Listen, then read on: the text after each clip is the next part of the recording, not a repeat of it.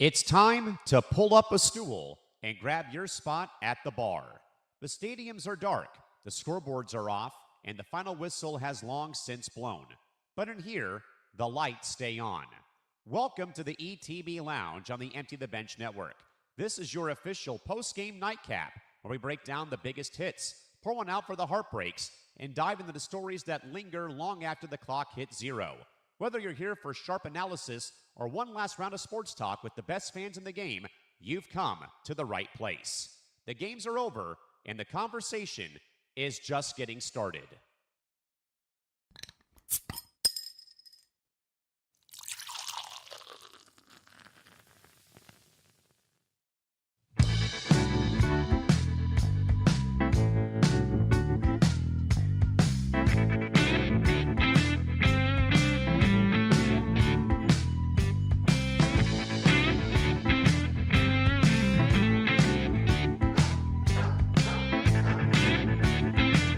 Well, my friends, the grills are cooling down, and the championship trophies are being hoisted, and the mahogany is open for business on a beautiful Sunday for the next 2 hours. Welcome inside the ETB Lounge. As always, my name is Callan McClurg. It is Sunday, June 21st, and more importantly, everybody, as we usually do on special occasions like this, Father's Day is here. Before we talk all things sports, a major salute and a raise of the glass to the dads who taught us how to score, how to keep a box score, wake up for early game times, and survive the agony, the agonizing heartbreak of fandom. So happy Father's Day to all the dads out there across the network family, and of course to yours out there as well. But gentlemen, today we track a monumental Sunday as Team USA officially punches their ticket to the round of 32, winning Group D thanks to Paraguay winning their match over the weekend, while the Big 12 Conference remains locked in and continuing to monitor the escalating issues involving Brendan Sorsby's gambling investigation. We also break down the Men's College World Series starting up this week, plus the brutal final conditions of the U.S. Open, where Wyndham Clark goes wire to win it all, and a huge afternoon for NASCAR as they win across Naval Base Coronado here in San Diego, and of course all the big news in baseball and in the NFL news cycles as well. Again, folks, it is the ETB Lounge for this Sunday afternoon. Alongside Ben Cruz, David Weightman, and our good man Tom Albano, yours truly, Callan McClurg, joining you here today. Ben, massive day, of course, across sports as we get ourselves underway for a new episode. But, of course, Ben, it is also the end of the U.S. Open and so much going on. Ben, how are we doing tonight? Great to see you. Thanks for being here. Yeah, no, of course. I wasn't originally supposed to come, but I'm glad to obviously come on, and I was going to come on regardless if needed. Yeah, no, everything's good. Happy Father's Day to all the dads out there. Obviously, for myself, I got the chance to enjoy a little bit with my dad, and obviously watching some World Cup right now. We've got New Zealand and Egypt as we speak on here on air. So, yeah, vibes are good, and we'll see what happens if the Celtics try to get Giannis. Yeah, we are going to be forever keeping an eye on that story. David Weightman, of course, keeping an eye on the Phillies right now as time goes on, too, with their game on NBC. David, how are we doing today? Great to hear you, my man. All right, looks like David's having some small tech problems. Yeah, right back. Yeah, with that in mind, too. Tom Albano, again, thank you for being here. Of course, the summer allows you to kind of be a bit more around the network, my man, but great to see you, my friend. How are we doing today? I'm doing okay. Just so you know, it's not officially summer for me yet. I still have another week that I have to go through before we're done. But yeah, with several network dropouts this week, summer sort of is coming early for me. I have a lot of filling in that I got to do. I think this is the first of 5 or 6 shows that I'm doing between now and Saturday. I think it's either like Wednesday and Saturday are the only days I'm not doing shows, or Saturday would be the only day that I'm not doing a show. It depends on what's going on with Tough Enough right now. Exactly. And again, Tom and Xander have done a great job with that program. And, of course, David Weightman also joining us here tonight. Of course, David, welcome back aboard to the lounge, my friend. How are we doing tonight? Good to see you. Doing good, Callan. Just enjoying a good weekend of baseball. Some, I guess you say I saw some golf. Saw some other stuff. It's weird now that, like, NBA's done, NHL's done. It's almost like, it's just strictly baseball, golf, and soccer. And it's also World Cup, too, and including some crazy stuff today with that Cape Verde game. By the way, Tom, hey, Tom, don't wish the summer away so soon, pun intended. No, I'm not wishing the summer away. It's just a lot for the first week, and it's not even summer yet. Yeah, exactly. With that in mind, though, folks, again, we are here tonight again. Actually, today is the first day of summer. It's the longest day of the year. It's the summer solstice. Summer solstice, longest day of the year. I But think again, the sun folks, just went down here. it's still up out here, and I mean, then again, it's only 6:05 out here on the West Coast, so it'll be up to like 8:30, 9 o'clock, 9:30 this evening before it will finally go down. But of course, folks, again, the ETB Lounge live here until 8 o'clock, sometime 11 o'clock Eastern here this evening. So again, glad to have you folks joining us here today. As time goes on, again, coming up, folks, still here today on the show, all things World Cup. Again, we got one game still in progress. We'll talk all things World Cup, all things Big 12, and the lawsuit involving Brendan Sorsby. Of course, he now goes over to the NFL Supplemental Draft. We'll talk some more news about the NFL news, and then get to where things stand with the Men's College World Series as they get ready for OU and UNC to kick off their World Series coming up on Monday, and then we'll recap the ending of Wyndham Clark winning the U.S. Open as well. And also NASCAR joins UFC for going to some sort of military installation for a road race today before we do, in fact, get to some quick baseball topics. And then we'll get out of here for the evening at around 8 o'clock Pacific time, 11 o'clock Eastern. However, though, Tom, Ben, and David, we got the right crew here, though, to talk about some breaking news that broke before the show did come on, though. That is the major NHL trade involving Brady Tkachuk, per reports gathered, heading to the Florida Panthers to unite with his brother Matthew on the team that won back-to-back Stanley Cups, though. But there's been some more reporting, though, gentlemen, done that has pointed out, though, that per reports, the Brady Tkachuk camp told Ottawa, we're not going to resign here once the season concludes, though. So it was either, stay here for a year, be in a lame duck year, or maybe make a transaction. But Ben, this, though, I think shakes up that entire division and adds, obviously two combustible elements, though, with both Matthew and Brady now on the same team in Florida.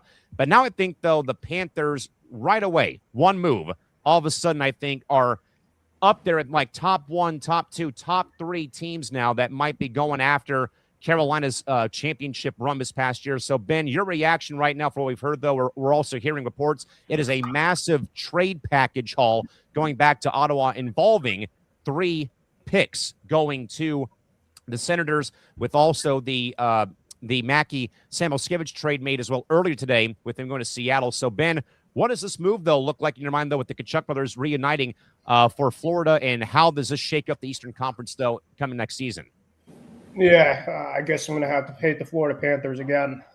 They're going to be dominant and good again, even though I didn't think that, despite them missing the playoffs last year, that they were going to just completely unravel. They obviously had some injuries. I mean, Sam Reinhart, who's one of their top guys in the top 6, got hurt in the second half of the year, and they just kind of underperformed. But I think just this move, I'm not surprised in a way of this move possibly happening. I think just, when you have a brother, playing on a team that's won multiple cups, and Brady's obviously never won a cup, he can kind of, he kind of saw an early, preview what it could happen between the two when they won the gold medal in Milan, be on the same team together. And I think there was potential of this possibly happening as well too. So it should be a lot of fun, at least for the Panthers side of things. And I do think that them losing, will not only make them the postseason, but seeing Carolina win the cup, I think had a little bit more motivation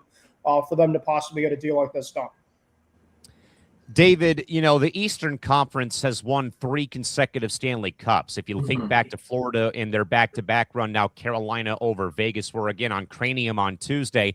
I kind of mainly called out the Vegas Golden Knights for, again, making another late-season coaching change. And, they captured lightning in the bottle the first time when they threw out Bruce Cassidy, and they brought in Bruce Cassidy, and they won the championship in 2023.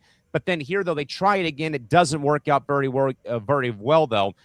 But also, David, I also think that last season for Florida kind of showed the general population how hard it is to go for, repeating's one thing, but going for 3 in a row. You play, all those games late into May, late into June, and the wear and tear factor. They were, I think, bombarded so badly by injuries. And I think what Ben also may have forgot to mention, but I mean, he made a great mention of, the injury factor.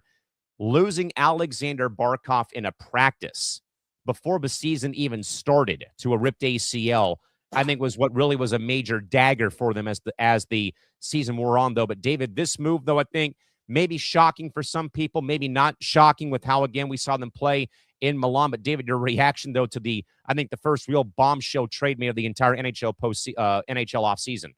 This weekend says one thing: Bill Zito does not care. I mean, it was F those picks weekend. You gave up 4 firsts and 2 seconds with 2 trades.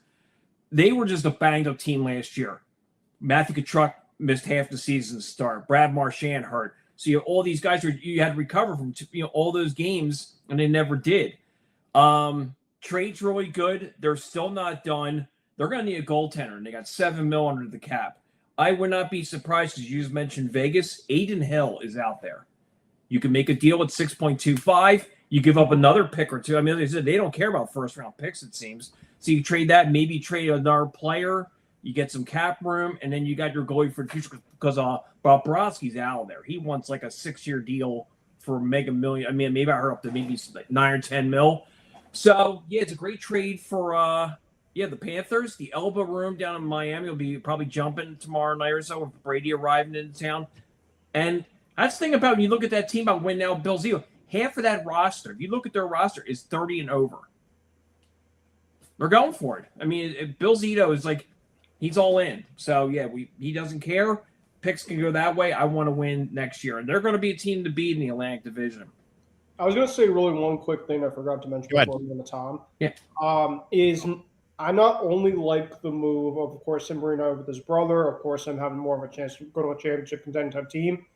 He fits the play style of what they want to run. And that is a very heavy forecheck, get to the front of the net type of style. That's what Brady Tkachuk is. He's a very similar type of player like his brother Matthew. And there's a big reason why U.S. won the gold medal game was, you had a couple guys, including the Tkachuk brothers, that know essentially how to get, around the overall goal, in front of the goal, hit guys. They're all plate-making type of thing, and Brady's a perfect fit for the overall scheme. Tom, I think Ben's right, though, that it's about fitting the mold of that roster. Again, Florida plays like a bit of a bump and run style of game. They want to play physical, get in your face, maybe bait you into taking a bad penalty, as we saw them kind of do, though, during their back-to-back Cup final runs and them winning the titles two of the last 3 years, when they lost to Vegas and they won both times over Edmonton. Again, I don't really think it's that much of a shock, I would say, especially with the comments that came out right before we took the air, that there was reporting done that the Tkachuk camp basically told the Senators, kind of like F off. We're not going to stay here after the season concludes, though, even though that they got to the playoffs this year.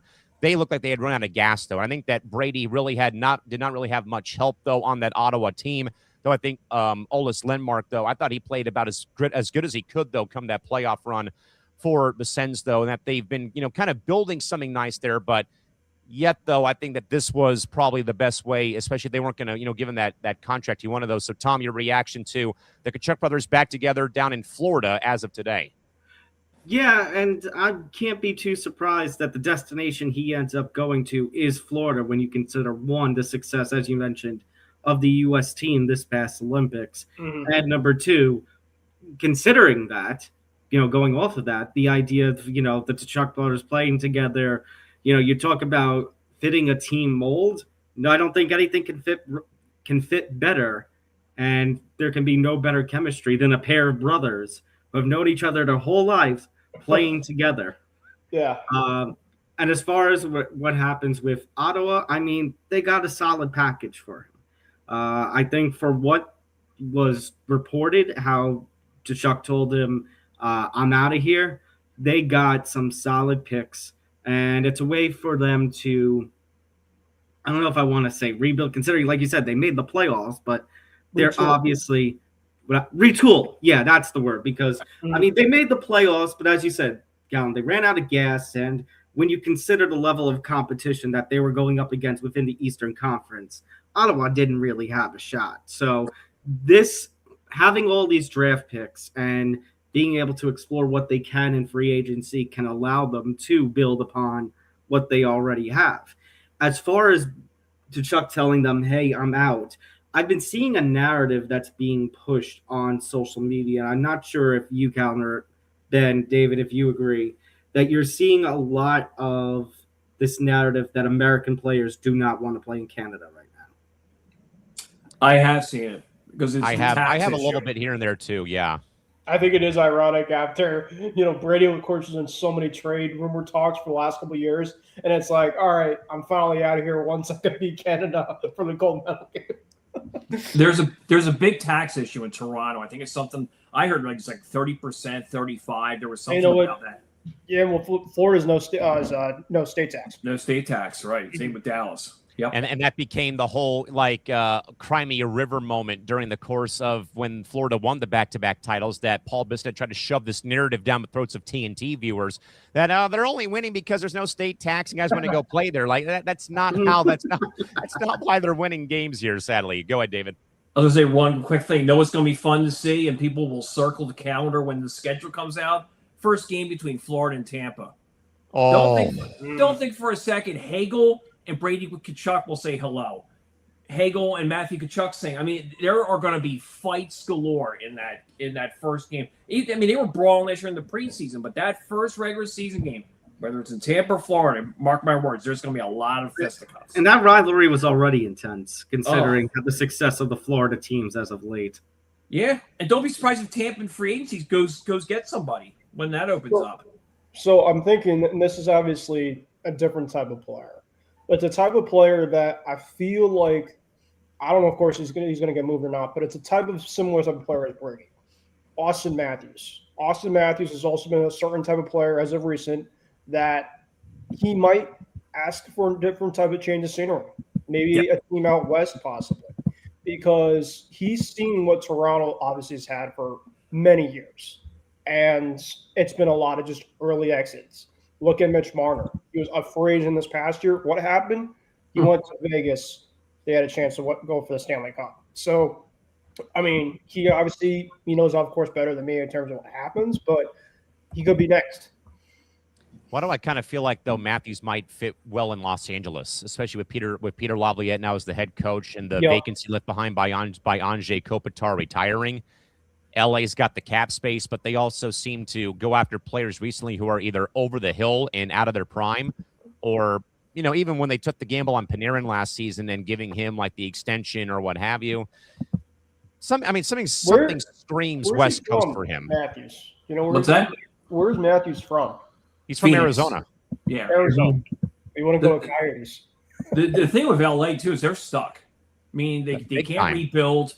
And they got a 2 or 3 year window and you got Laviolette coaches. So it's like win now and then Doughty's getting old, Panarin's old. That's they said they can. They're in a stuck rebuild.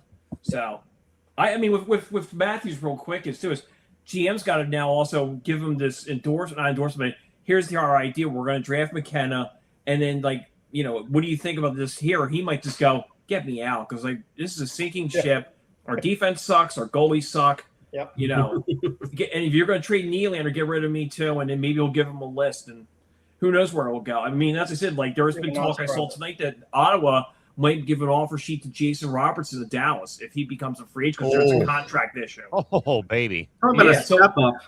Yeah. So as I said, because they said, right, Kachuk had 2 years, he wasn't going to resign, so he went elsewhere. So they could put Robertson in there, give him, a big deal, and then Ottawa's coming back, whatever it is. They just got to fix their. Yeah. Dylan Larkin, he requested a trade. Right. What is his market going to be like? I know you had 3 teams. I think you reported. I think it was Vegas. the Wild, Vegas. Yeah, I've got a feeling we'll be finding out in a couple of days. Maybe potentially that Vegas makes a trade in order to see if he can be that piece that pushes them over the top and gets them back to Vegas. Vegas is going to do some shuffling. I mean, I think they have to. Yeah, they're throwing around Mark Stone, Dylan Carlson. So yeah, they're going to. I mean, that's what somebody said. Every team rebuilds, even Carolina, they'll get rid of a guy or two. Every team, about 5 to 10% gets rid of their roster. Some more, but yeah. So Vegas will definitely. And Mark Stone's $9.5 million. He's still got a year left. He's always hurt every year. So and when he's hurt, it's always come playoff time every damn season. Exactly. It's either the Knights throw out the head coach before the playoffs start, or Mark Stone gets hurt during the playoff run, and then he can't play. So, but again, that is the big news, though, from the NHL. Also, guys, one last quick breaking news story, though. I said this on Cranium a couple weeks ago, but I'm not surprised. Serena to play in Wimbledon as a wild card entry yet again. Ben, your reaction to this news? Yeah, I'm psyched. You obviously want to see the greats play, and I think I knew when Serena retired, I just felt like there was still, I think, some of her left in the tank, possibly, if she ever did have a chance to come back. And she's an icon. I mean, she's been, you look at the in terms of the greats, not just in tennis, but just around the whole entire sports industry world. I mean, you look at obviously boxing, Brady, obviously for football, hockey, Gretzky. I mean, Serena is up there for the all times. She's going to go up, obviously going down as an all time. And I think for her to, she's obviously not going to have many more years left, but I think just for the sports world to see her kind of back on the overall, on the court, I think it's just great to see.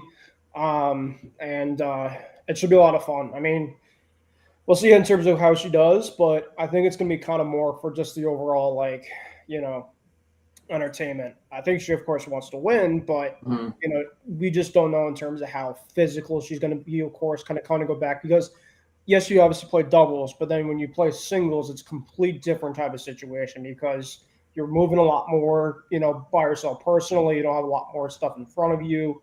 And Serena's been somebody that's always been great. Going from side to sides, using her backhand.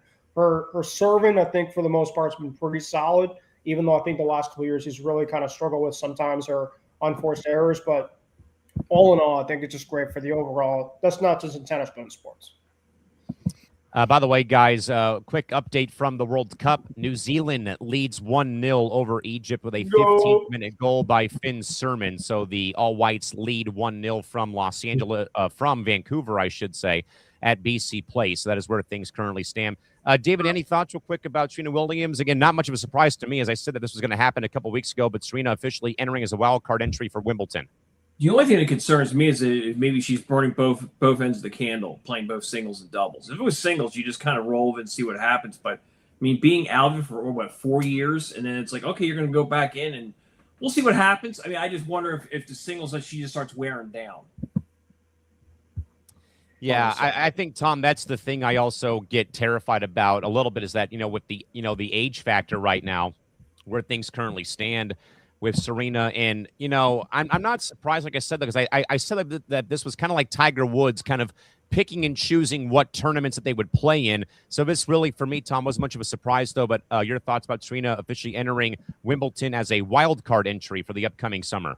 I also am a little bit concerned when you consider her age and when you consider the fact that, like you mentioned, that you're playing singles and doubles. But at the same time, I think it goes back to what Ben said, especially in a world like tennis, you want to see the greats play. And obviously the Williams sisters are two of the greatest athletes to have ever graced a tennis court. So anytime you get to see somebody like them play, it's always an opportunity that you're going to want to watch, especially given, like you said, that this is the first time in 4 years that she's taking the court. I would also counterpoint, though, an extent, yes, I do think it is obviously a concern regarding her age and stuff, but it's her own body. And I think, for Serena's standpoint, I don't think she would have even thought about possibly trying to get back onto the court unless she had certain type of a ramp up period of doing a lot of practicing, a lot of just game activity, because you just can't say, okay, I'm going right back on the court after 4 years without a lot of type of training and stuff kind of for yourself to kind of get ready for it. It's like going on a massive marathon run and you essentially are pretty much going already full speed when you pretty much haven't done anything of it. So we'll see. I mean, it could be for the better. It could be kind of like, Tom, you mentioned. So we'll see. Serena claims that she was bored sitting at home, and that's why she's back playing. I did laugh at that quote. That was pretty funny. But once more, folks, Serena Williams officially re-entering Wimbledon once more as a wild card entry. Tom, go ahead. So, Callan, something that I just noticed on social media, post I'm seeing comes from Tony Farmer, who's apparently a 49ers content creator. Who Nick and I had on to discuss the DV Mike Ray or the DV Mike, the Vrabel Rossini. Oh, it was him. Okay. Weeks ago, yes. All right, so that was it. All right. He just posted to social media, to X. StubHub's social media account has been silent since May 28th. It's turned off comments on its most recent posts, and older posts are being bombarded with countless accusations of World Cup ticket scams. Yeah, and that's been a very pressing story that we've heard of regarding, sales of the tickets for the World Cup, where people have they have gone to, they've tried to reach out to customer service, and there's been no luck. They paid, $3, $4, $5, $10,000, and Nick Morganson so right that this has to do with ghost ticket scams. Exactly. And, double check where you're buying your tickets from, folks, especially for an event like the World Cup, the summer games coming up in 2 years or what have you. But also, folks, as a reminder, real quick, I'd like to remind you again to follow the show on social media. After a couple of early breaking stories, again, to follow us at the ETB Lounge and at the ETB, and also at ETB Network on Twitter, Instagram, and TikTok. And of course, like and subscribe over at youtube.com/ETB Network. The longer that you stay and watch, the more closer that we get to our 4,000 watch hour goal. So again, youtube.com/ETB Network. So please go and support what we are building here on the network. Also, folks, if you're a big fan of MMA, one of our own is on the show today, but you can step inside the cage every Monday night and join Tom Albano for Fight IQ as Tom breaks down the world of combat sports with the precision of a championship game plan, from analyzing ground control at PFL events to breaking down the technical mastery of the world's best strikers. We cover the technique, drama, and the business of the fight game. If you want to understand the IQ behind the world's most dangerous athletes, then Tom has you covered. Every Monday, 7 p.m. Eastern, 4 p.m. Pacific, right here on ETB. Make sure again to go subscribe over at youtube.com/ETB Network. So again, you'll catch Tom tomorrow to talk all things. Tom? All things UFC 119 from Vegas this past weekend. What else you got coming up? Yeah, we got UFC Vegas 119 recap. Talk about the Kata Horiguchi rematch. Obviously, a lot of fallout still coming from the UFC White House card. Alex Pereira claiming that he was hit illegally. UFC 330 just got announced for Philadelphia. Big main event. Islam Makhachev going to be defending his title, so I'll talk about that. And a lot of topics to go over. Oh, and Conor McGregor saying, I'm going to fight now, not just in July, but now next April. He's claiming his next fight's already locked in. And more drama between Dana White and Eddie Hearn. So all that is tomorrow, folks, on Monday with Tom over on Fight IQ, back here on ETB, on YouTube, and on Twitter.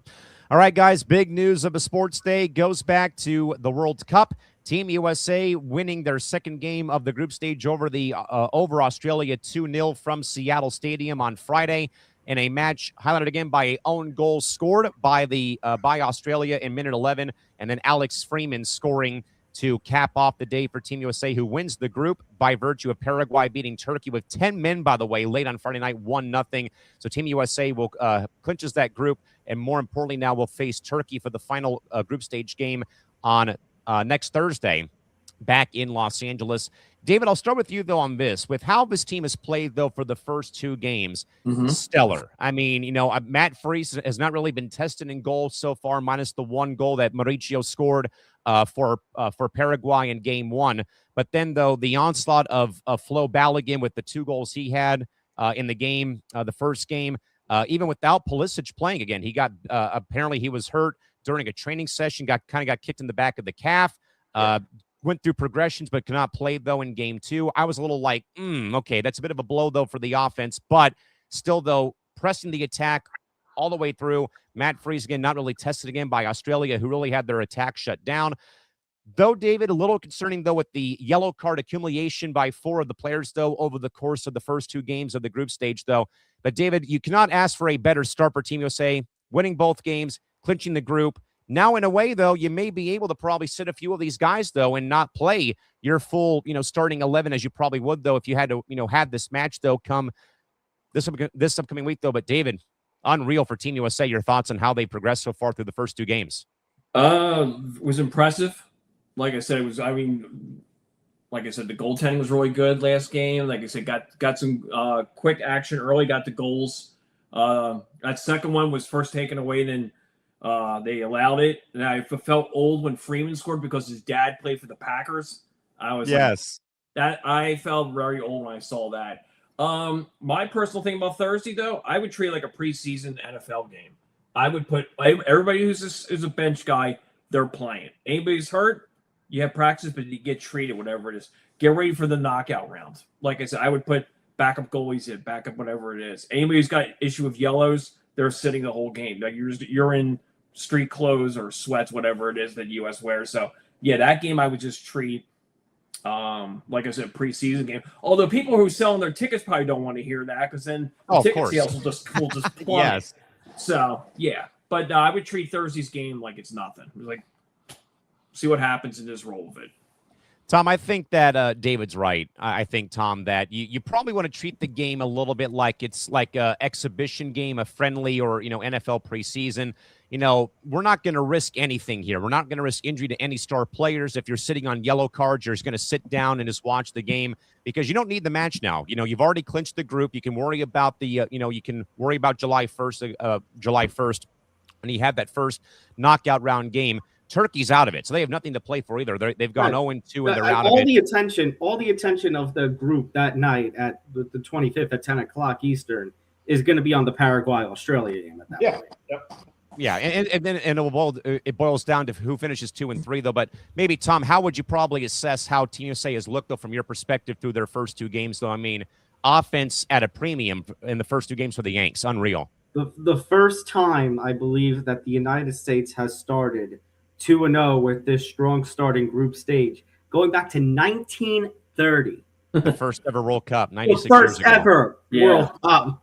Like, this is one of the, just on group stage alone, they are playing one of the best, if not the best, that Team USA has ever looked in a World Cup, which is uplifting when you consider all the close calls that we have had as Team USA over the last several World Cups, missing 2018, being eliminated in group play in Germany in 2006, and now pretty much the FIFA and the ticket places are not going to be happy, but David's right. What you do, you sit Pulisic for another game, you get him ready and healthy for the knockout games, you sit anybody who is on card trouble and foul trouble because you want to make sure that the slate is clean heading into the knockout stage, especially now that considering the expansion in this year's World Cup to 48 teams, there's a whole other knockout round. We're going to a round of 32 now instead of a round of 16. So you got to win 5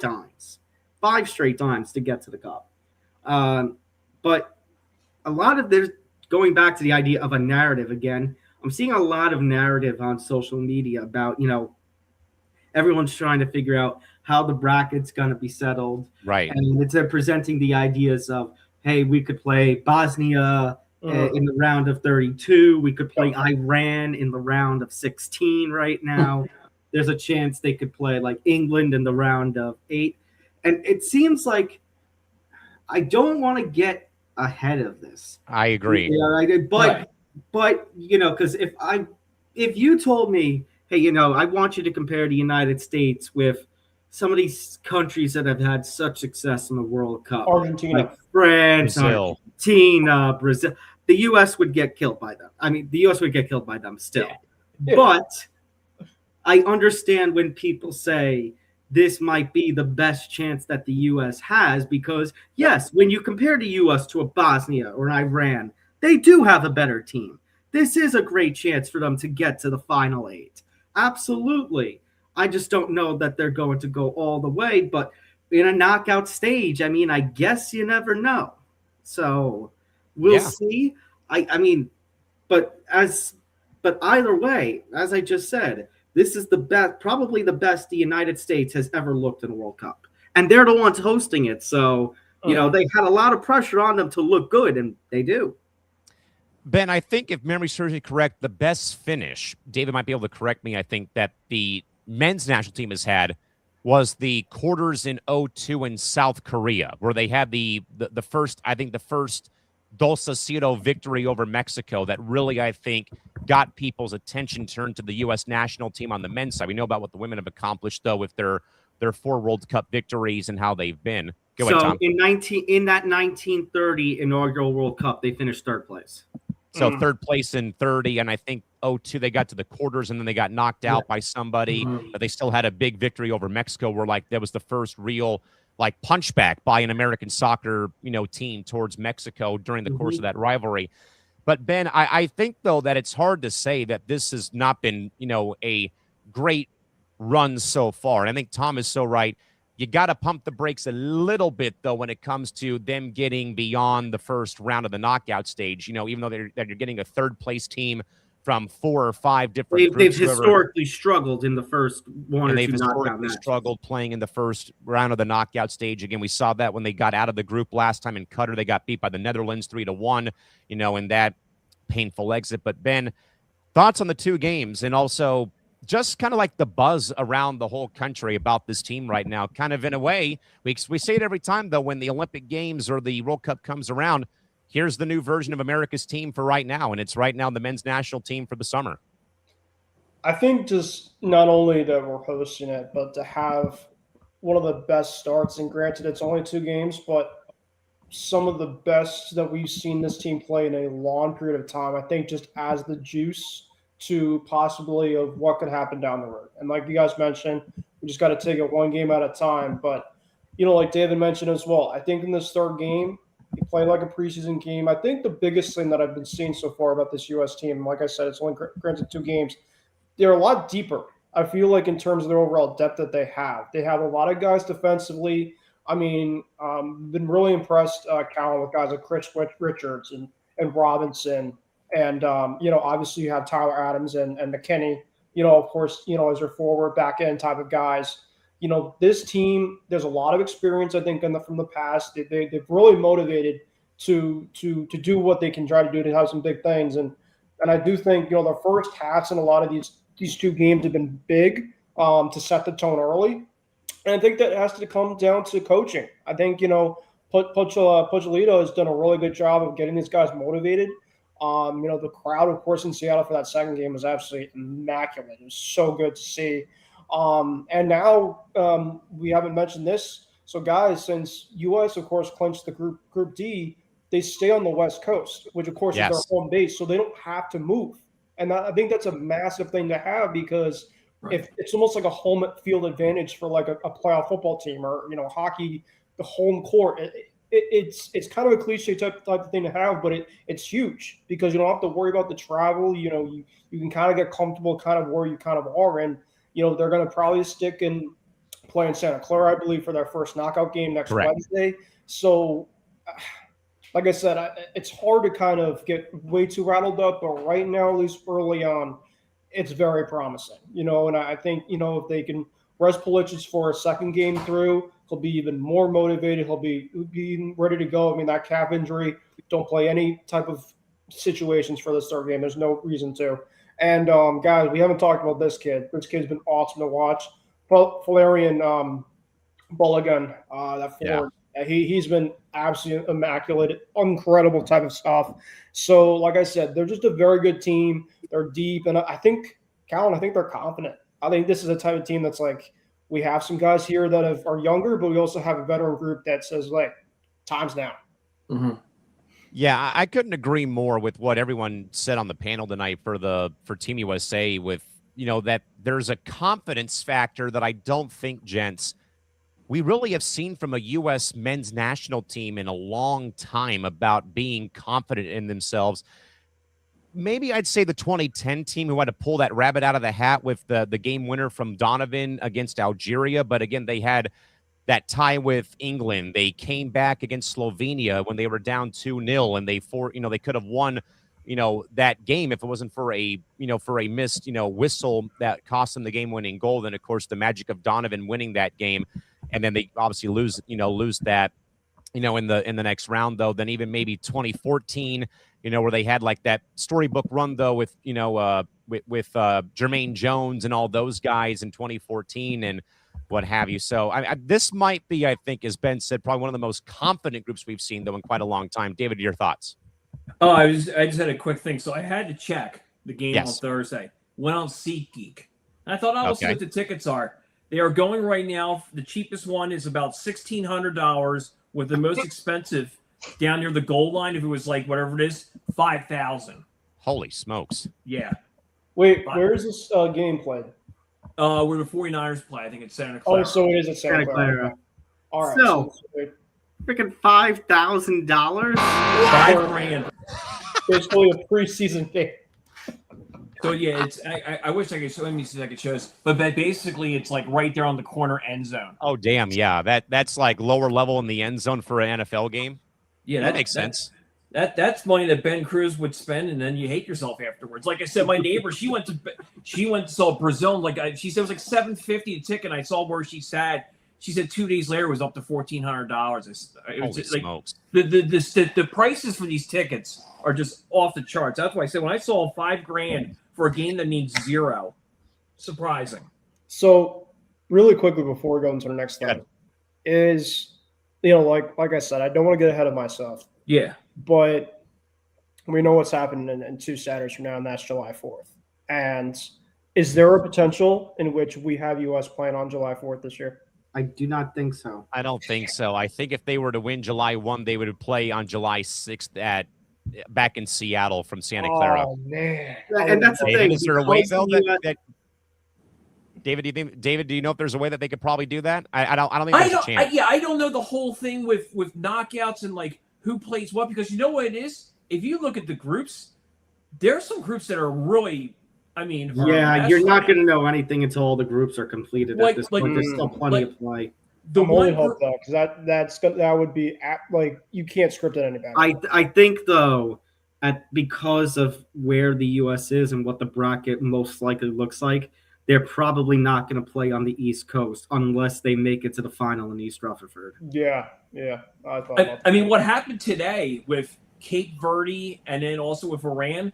I mean, they're also bunched together. These next games, I mean, if it's your win, like the Scotland one, that bracket's all crazy. That bracket. I mean, that group is weird.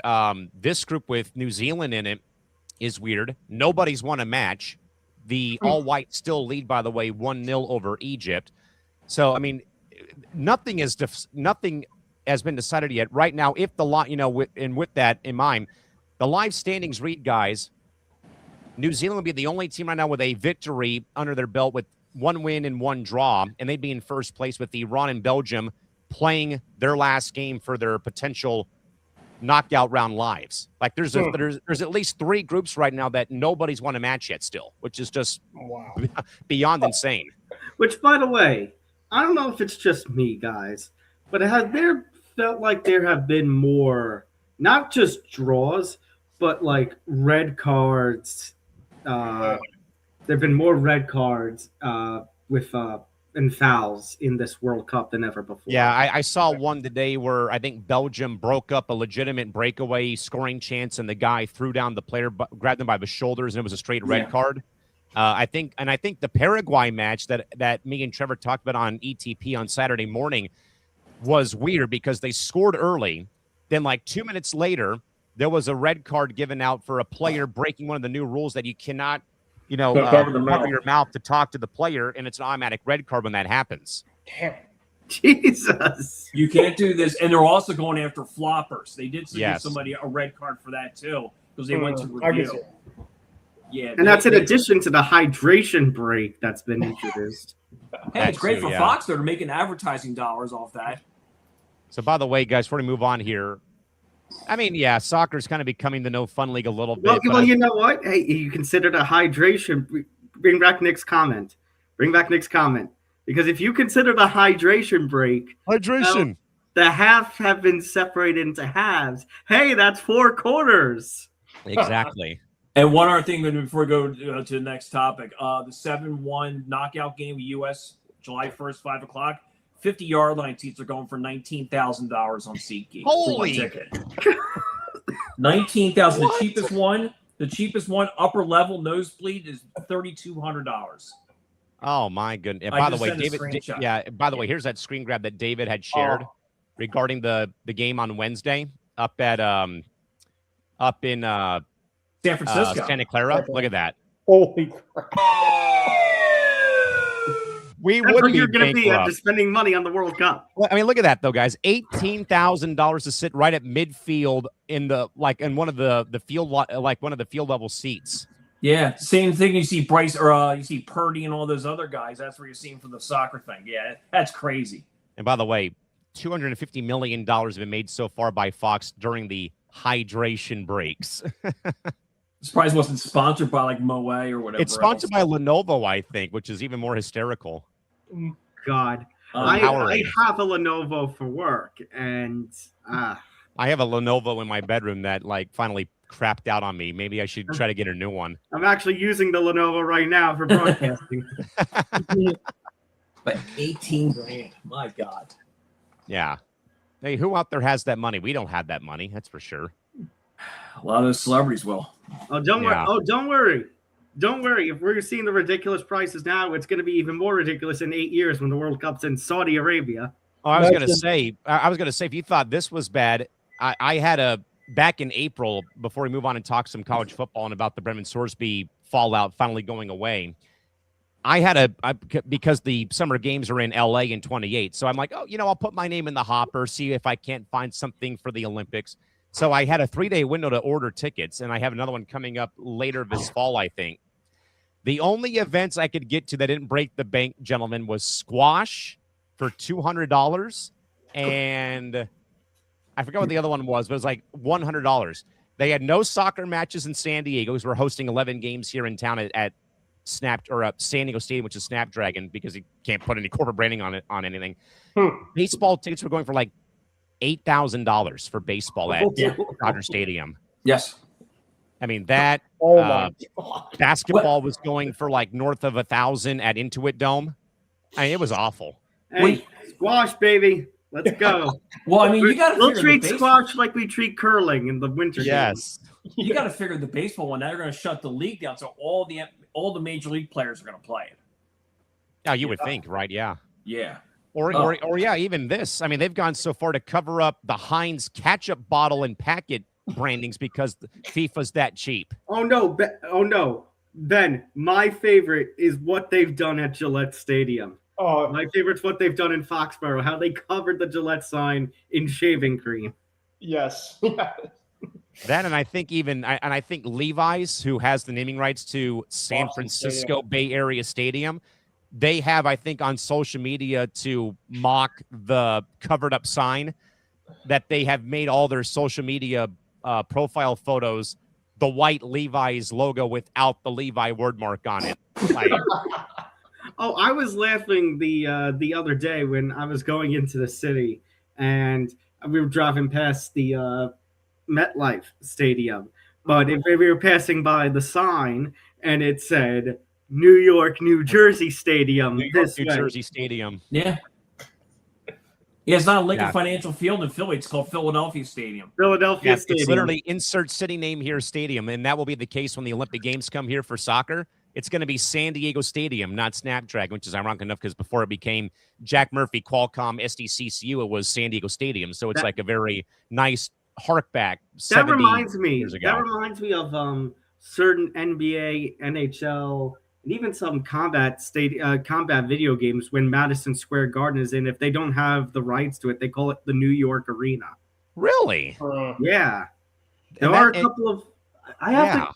One of these days when I'm more free this week and I have the free time, I should go back and look through some of these older games. Some of these older games, I could have sworn some NBA 2Ks call it New York Arena. They don't call it Madison Square Garden. That is the case, by the way, or was the case in all the NHL video games when the Coyotes were playing still in Phoenix or in Glendale. They could not call it Yellow River Arena because it was a casino tribe or Indian gaming who had the naming rights. Even if you play in the AHL, if you play with the Gulls, the team I work for in San Diego, they call it the San Diego Sports Arena because you can't call it Pechanga Arena because it's named after a native Indian tribe too here in San Diego. That's true, but at least it's at least the San Diego Sports Arena is a legitimate name for it. It was an alternate name or the original name. Nobody calls Madison Square Garden the New York Arena. No, they will now. At Madison Square Garden, presented by Chase. You got to presented by Chase. Yes. Speaking of signs, I don't know if you guys saw this, but I was at Fenway, not this past Friday, but the Friday before, and the Sicko sign, the infamous Sicko sign that you see. Right. Sorry, that was not me. The sign just keeps on going back and back and back, and now you just can't see it anymore. And now people are all just saying, well, not only the team sucks, but now you can't even see the sicko sign. They don't even want to see the team anymore. Oh man, and that used to be like an icon. If anyone was seeing the Citgo gas sign, yes. Yeah, you can see it from the train station. I get off all the time. Yeah. It's sad. It really is. New Zealand leading 1-0 at halftime. So if that result holds up, New Zealand will be the only team to have won a match in that group so far. If that result holds up after one half of play from Vancouver, with the All Whites leading Egypt 1-0. If the results do hold up, the New Zealand will take the group number 1 spot with 4 points after that game does conclude, if in fact that result does hold up. With that, guys, we will get quickly to some of the fallout again, as we have long been discussing here across ETB. The never-ending Brendan Sorsby circus has finally come to a conclusion this past week, with Sorsby declaring for the NFL Supplemental Draft before the deadline was set for Monday. Tom, it's actually ironic. I wrote a very late Substack yesterday, which is at Mr. Small Market Sports on Substack, and I went back to this because it came back to me talking about this whole entire situation with Sorsby and the 9,000 bets, $90,000 in wagers, all the other hullabaloo involving that very weird roundtable with the school, the upper brass of the president's office and the chancellor's office. That I wrote a persuasive essay back in my freshman year of high school 17 years ago, around the time that San Diego State University elected to ditch the local cable company for the naming rights to the basketball arena for a local Indian tribe to take over the naming rights, which is Viejas Arena. And they were trying so hard to disguise it like, oh, this isn't the casino sponsoring it. This is the tribe as a whole giving us, $6 million. I looked right past that corporate red tape 17 years ago. Like, that might be one thing, but you still have a casino on the land that people know you more for than the outlet mall and the shops and the dining and what have you. People go there to go play bingo, California roulette, California blackjack, and that, you're not going to fool me. That essay had been held on to forever by my teacher, Joe McDonald, even after he left the school, that this was how you wrote or how you went about a persuasive essay topic. But now, though, Tom and David and Ben, it's so I don't want to say I actually wrote at the very end. I hate to say this, but my past self told everybody that this was going to be a bad idea when betting or sports wagering eventually entered the sports realm of this magnitude, though, because of how accessible it's now gotten, though. And now, Tom, again, this has been a very lengthy, weeks-long, weeks-on-end story that finally comes to a conclusion with Sorsby because of the threats of the Big 12 going after him and his team, that he goes to the supplemental draft. Though, again, I'm of the belief firmly that no one's going to take him. No one in the CFL will take him. No one in indoor football is going to take a flyer on him. Tom, your reaction to how this story played out, though, and your overall perspective on the whole entire snafu and storyline involving Sorsby versus the NCAA and what his future might look like come Monday. Yeah, there's multiple directions I can go with this. Because number one, and Nick D is not here today, but Nick D made a mention of this on the most recent edition of MTGP. He talked about how, Sorsby, regardless of everything that transpired, he felt that Sorsby was in the wrong because he broke a rule. And not only did he break a rule, we talk about, the acceptance of gambling. We talk about, we talk about it in the context of Major League Baseball with Pete Rose. We talk about it in the context of, like you mentioned, Callan, the idea of sponsorships when it comes to stadiums and naming rights to various different things in the sports world. But he did the one thing that you do not do: bet on your own games. Correct. It doesn't matter. It doesn't matter if you were betting on yourself, because either way, what you have done by betting on your own games, obviously it looks really bad if you're betting against your own team because you talk about collusion potentially and the game being rigged. But I mean, it's the same way if you think about it when it comes to you betting on yourself for a game. Either way, it brings up the idea of integrity, and when you put integrity in sports into jeopardy, that's a problem.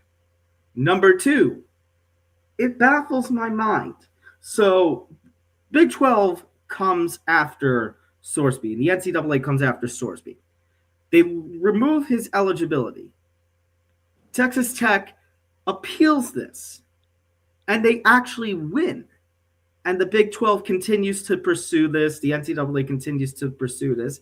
And even after winning on a judge's appeal where he was going to get another year of eligibility, all of a sudden after that, you get the wink, wink, nudge, nudge to you give that to Brendan and say, hey, maybe go enter the NFL Supplemental Draft. Like that, the timing of it just baffles me. Why, after winning, you choose to, hey, he can go, and because it doesn't look like the NCAA and Big 12 are going to stop anytime soon with this legal pursuit. Because you know what, fair play to them. They want to set a precedent because you never know with all this acceptance of betting as to what's going to happen at this point. Number 3, I don't know, like you mentioned, I don't know if anybody's going to take a chance on Brendan Sorsby right now. I don't know. There's probably going to be some team who's so desperate for a quarterback that they just take a flyer on him. They place him on the practice squad, what have you, and he's just there. And number 4, you know what? It's funny you bring it up because you talk about how betting has now been placed on all these college athletes and the acceptance of gambling and sports betting into such an atmosphere that you have it all over NCAA, especially when we're talking about young athletes, young men and women who, number one, a lot of them are not eligible to bet because betting, the gambling age here is 21 in America. Correct. So that's already problematic. Number 2, you don't want them betting on their games, and yet, that's what seems to be the theme of the sports world these days. We don't want our players and our managers and everything betting on games, but then this segment is presented by FanDuel, and this part of the stadium is presented by DraftKings, and we're placing it all over. And number 3, you talk about all that's being emphasized on sports and sports gambling. Guys, I have a teaching background. I'm concerned about when does this start to trickle down to the high school level. And when that happens, there's no turning back. Right. By the way, it sounds ridiculous to say, but with how much of an emphasis we place on sports in America and what we're doing with this emphasis on the, acceptance of sports, there's a point where it's going to get too much. Mm-hmm. And there are points here where you say, you think back to 10 years ago when you had the ruling in Washington that the states were going to be able to make their own determinations on sports betting. It's almost like at some point you feel like maybe you wish that didn't happen. Yeah, right. Definitely. So, no, I was gonna. You can go, Dave, if you want. No, you can go, Ben. That's cool. We were talking about this Sorsby story on Gridiron Gurus this past Friday. The link, obviously, for people, of course, watching, and make sure, of course, to watch it. But I was talking with Michael Rapola about in terms of what Sorsby is as an overall type of quarterback, and I was looking through in terms of, do you guys want to know what his NFL comp is as of right now? If teams are looking at him, what is it? Right now, his comp. This was from Google. I was just looking at NFL comp because we had some time. Mm-hmm. They said that his comp is Jackson Dart and Baker Mayfield if you put it into one quarterback combined. Because, and I could understandably so in a way, the strengths that they were saying about Sorsby is he has a very good deep ball, but the problem with his weaknesses was he has off the field issues, which of course know about. But 2 is he does not read the field well. He's not a good field processor. And, of course, I was talking to Michael about this on Gurus on Friday. Mm-hmm. When I evaluate quarterbacks, that's the biggest thing I want to see is the mind of a quarterback. And, of course, not only the stuff that he has off the field, of course, that's already kind of been talked about enough on premium, but like you're mentioning, Tom, who wants to take this guy already as is on your team? And I just think, of course, if you have a great deep ball, that's great and all. But of course, when you go to the overall pros, defense are going to be better. They're going to be able to know how to scout in terms of that. And B, I mean, you got to have some good field awareness. I mean, that's the bottom line, because you're just not, right now, if you told me right now what his situation is on the depth chart, if a team takes him, he's a 3, but at best is a backup. He doesn't have any starting quarterback situation traits. There is one thing I gotta talk about here real quick. So you're talking about who would get him. This is courtesy of Kalshi. Oh gosh, I'm just saying top 5 landing spots. Steelers are number 1 at 26%, followed by the Jets, Packers and Colts are tied, and the Broncos. But I see the Steelers. Can you imagine training camp of him and Aaron Rodgers talking? Oh boy. Oh, that would be an interesting conversation. Think about that right off the top. The Jets, you got him and Geno. So you're like, meh. I'm surprised with the Packers because they got Jordan Love there. I think they're fine there. They just Indianapolis signed Jones to a big deal, and Denver's got Bo Nix. I know he's coming off the major injury, but if any of those 5 teams, I would think it's got to be Pittsburgh. But I know they drafted Drew Aller, but I'm like, is he? They have Will Howard too. They got Will Howard too. Yeah. Right. But then again, Cleveland's got 4 or 5 picks too. Oh. The Jets are dead to me if they draft him. He said that on Wednesday after press row. Texas Tech must love rule breakers. Sorsby and his lawyer must have realized the Big 12 lawsuit was going to take him down. I mean, I think so. Like Tom said, though, hey, do you mind like maybe jumping ship and going to the supplemental draft and calling it a day? And they think that's going to stop it, but I don't know if it will, because I think the Big 12 and the NCAA want to make a statement here. You do something like Sorsby did. That's it. Done. Period. End of story.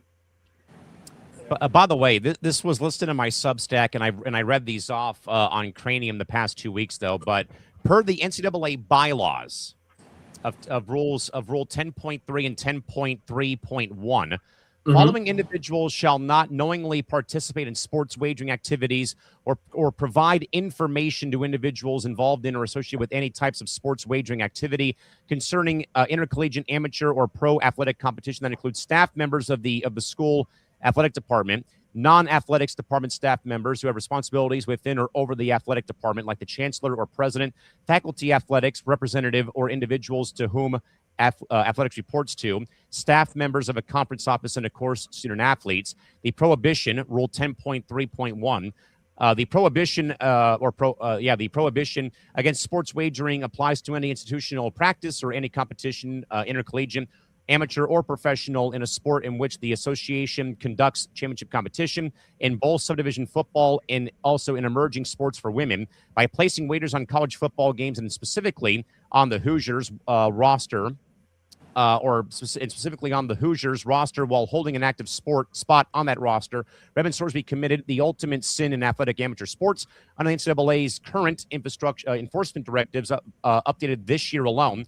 By wagering on other sports and pro sports, his reinstatement is tied to a financial tier. Any bet that was made under $200 requires rules education, but any bet between $201 and $500 results in a 10% loss of a season, while any bet over $800 incurs a 30% loss of his season. Plus, wagering on one's own school or team, that penalty is singular and catastrophic. The permanent loss of collegiate eligibility in all of sports, as Sorsby not just break a rule, but also obliterated the foundational caveats of athletic competition. So definitely, my goodness, and yeah, I mean.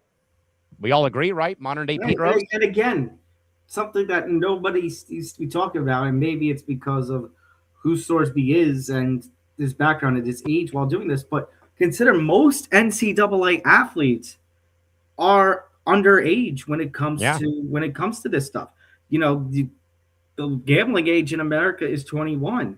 Most of these athletes who are entering college and entering NCAA eligibility for the first time, they're 17, 18 years old. So you've got that as a concern as well when it comes to your student athletes potentially participating in sports gambling. David? Got a question for the whole panel here. This is just a curious yes or no. Good. Does he get drafted in supplemental? I say yes. I think some team, 3rd, 4th round, will take a shot at him. I think somebody will take a shot. Yeah. Ben? And for Sorsby? Yeah, you think someone's going to take a flyer on him and draft him in the draft? I think so, because we see what happens in NFL offseason in terms of training camps.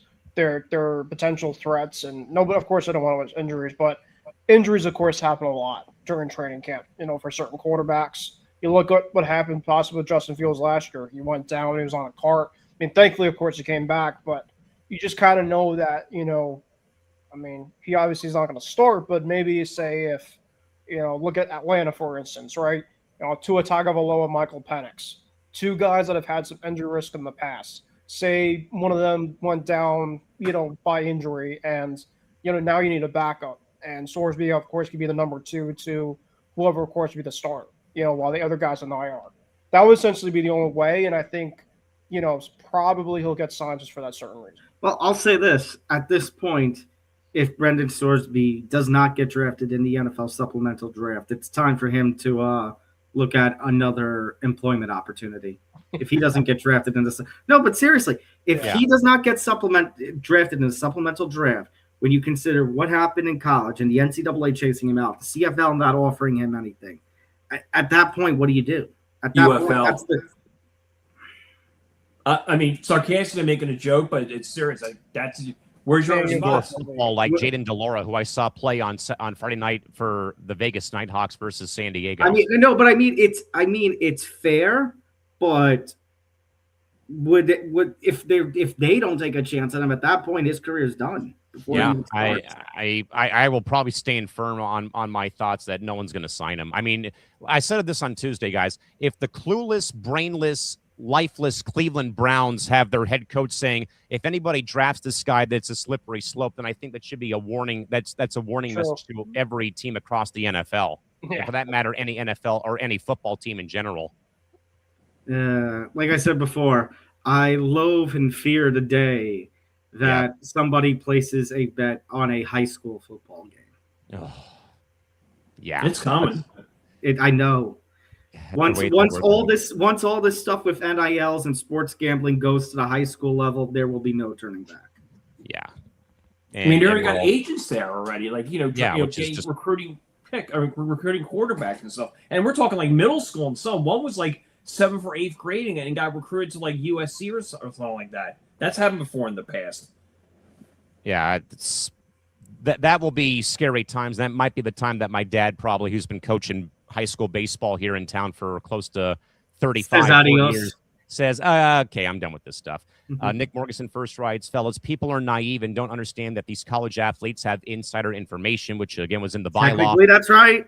So they have full advantage when it comes to betting, and he believes that DraftKings and FanDuel will come calling Sorsby for a job. Why would I not be shocked by that?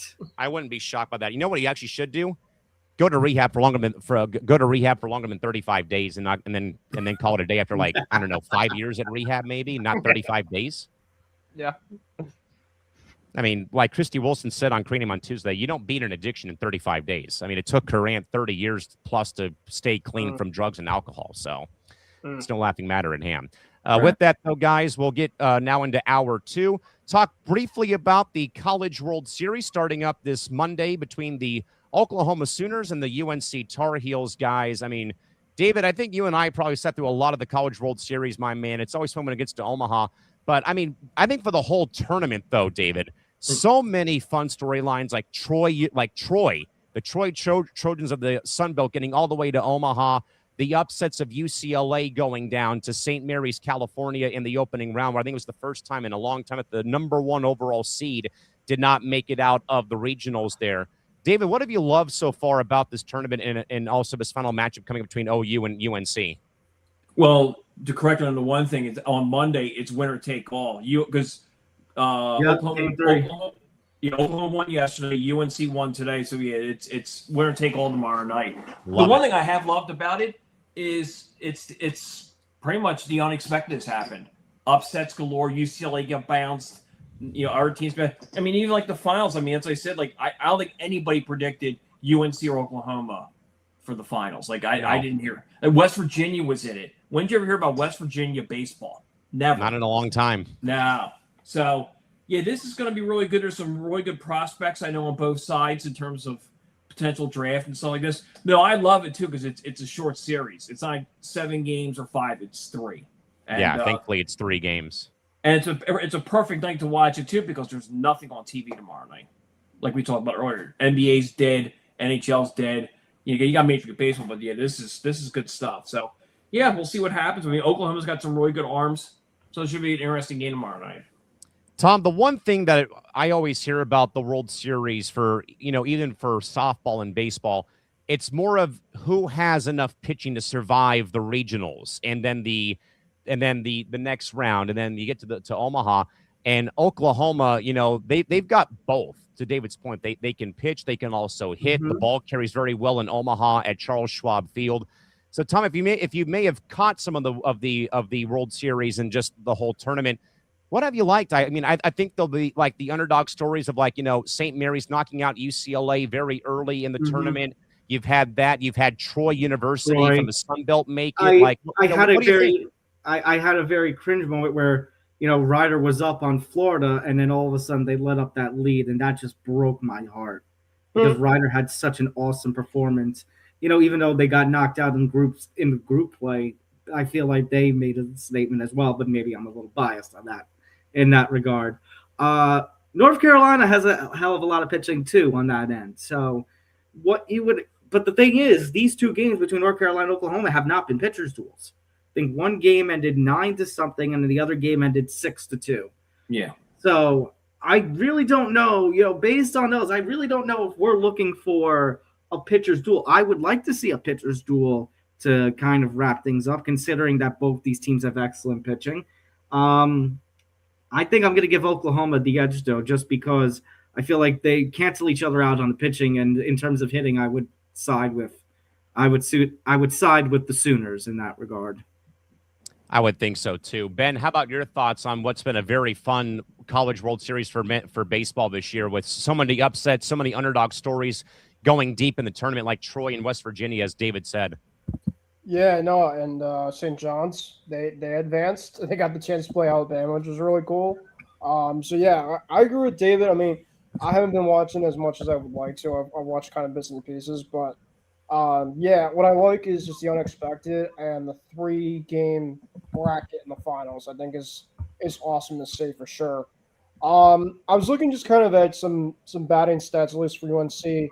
They have at least 3 or 4 guys with 900 OPS in terms of their overall stats, and they have 5 guys that I think are double figures in homers.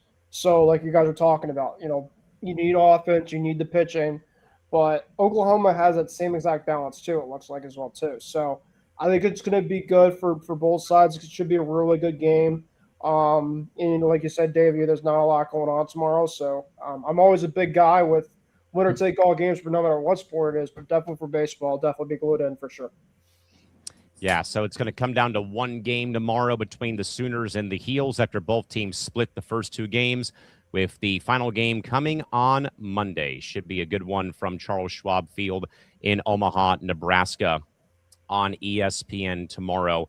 As we roll on here in hour number 2, the final hour of the 2-hour ETB Lounge on this Sunday. Callan McClurg alongside Ben Cruz, David Weightman, and Tom Albano on the longest day of the year for the summer solstice here on June 21st, also on this Father's Day. But Mr. Albano, I think we need to plug another show on that's coming up on Tuesday this week, late in the evening on the East Coast and partially out here on the West Coast. Oh, I wonder what show you're talking about with this one. I don't know. I wonder, Callan. I couldn't tell you, sadly. You couldn't tell me. Could have, it doesn't. It's not a show that involves some sort of thinking power like mine, does it? Maybe. It does involve something with a Patrick Starline at the very end of a show. It does involve a cranium of some sort, right? I think that's the name of it. Yes. Oh, really? Well, when the lights go down, the deep dives begin. Join Callan McClurg for Callan's Cranium, airing Wednesday at midnight Eastern, 9 p.m. Pacific on Tuesday nights. This is a late-night journey into the psychology, the strategy, and the fascinating oddities of the sports world. We explore the angles others miss and the stories that define the mental side of competition. If you're looking for a perspective that stays with you long after the final whistle, get inside the Cranium every week. Only on the Empty the Bench Network. Make sure to subscribe to our YouTube channel, youtube.com/ETB Network. So we'll be back with you folks again on Tuesday. We'll talk more World Cup and other big headlines around the sporting world. when we get back to you and go back inside the inner machinations of the mind here in Southern California come Monday night back here on ETB. Or back here on Tuesday, I should say, on ETB. With that, guys, all things golf. The U.S. Open wrapped up today after a very much weather-infused tournament involving fog, high winds, missed putts, but Wyndham Clark goes wire to wire to capture the U.S. Open in front of a hostile crowd from the course today and this weekend. Ben, I'll tell you what, man, I watched the final round today. I was very, literally, pun intended, blown away by the amount of missed short putts on that course today, between just Scheffler missing, Burns missing, Clark missing, everybody like lining up for a great shot and it lips out or it's short. It just dies on the green. Then you have the issues of the fog rolling in during the first round on Friday or on Thursday. And maybe some guys may have had to play 36 holes because they couldn't tee off on time over the course of a tournament, though. But I'll tell you what, the U.S. Open, Ben, always seems to deliver. Overall takeaways of Wyndham Clark going wire to wire and capturing the championship today on this Father's Day Sunday at the U.S. Open. Yeah, I mean, what looked like it was a runaway from Wyndham Clark turned into a very chaotic type of Sunday. And funny enough, before I went to work earlier this morning, I was watching Sports ESPN, and two guys, of course, were live from the U.S. Open. And basically, the next guy that was behind Clark, that could have made a mess of post was Scotty Scheffler, because, of course, we've seen in the past. But I was looking during my work break, in terms of how Clark was doing, and I was shocked in terms of the seal, in terms of what the heck happened. And, yeah, I mean, the fact that he shot in his final round the worst of his whole entire weekend and still won, I think speaks volumes in terms of how good of a start he had. And, that overall type of green there at Shinnecock is extremely tough, granted, but, shot at 73, probably not the best he wanted to, but found a way to win. And he did have, on the back nine, Clark did, he had two bogeys, one in 13 and one in 17. And give credit to Sam Burns as well, too. Sam Burns kind of just came out of nowhere, and Burns, you talk about putting talent. Sam Burns has been a very good putter. That's one thing about him that's been very good, on top of Clark as well, too. And, yeah, I mean, Burns, obviously, he had two bogeys, including one in the back nine as well. And then, of course, you talked about Scotty. I mean, Scotty was even on the day, but, he had two bogeys, including one in the back nine as well, too. So, I mean, there was a lot of guys, that obviously probably didn't want to do as much as they could. But, the fact is that -4 was the winner in terms of this type of course. I think just kind of says it all. So, congrats to Clark. And I just think for, New York, in terms of after, of course, the Knicks and the World Cup, everything kind of following that, I think it kind of helps out in terms of the overall vibe, in terms of what's going around New York. And I think for the most part, I think it was a pretty good vibe, despite some weather, stuff that happened. Yeah, David, Shinnecock has that track record, though, just being a course that could be a monster. And again, I was sitting, watching the event during some breaks in the Padre game and breaks in the World Cup action today. I mean, I was just floored about how you could have a great approach shot. The ball just dies on the green, and what looks like a gimme putt lips out. It stops. It goes wide. The wind blows it away from the pin. And I think they showed a replay of Scotty Scheffler having a ball roll off the cup. And they show in NBC shows a shot of the galley, and like everybody's like rising to their feet to roar and applaud, and then they all like sink back into their seats, and Scheffler even looks back like, what the heck was that? Like, I mean, the weekend was chaotic with just the weather going on. Nick Morganson shared a news article that there were some hecklers that were in a way taunting Clark over the course of the final round about his bunker shots, and they were removed from the course though. But David, pure chaos from Shinnecock. Your thoughts on the victory by Wyndham Clark to win the U.S. Open?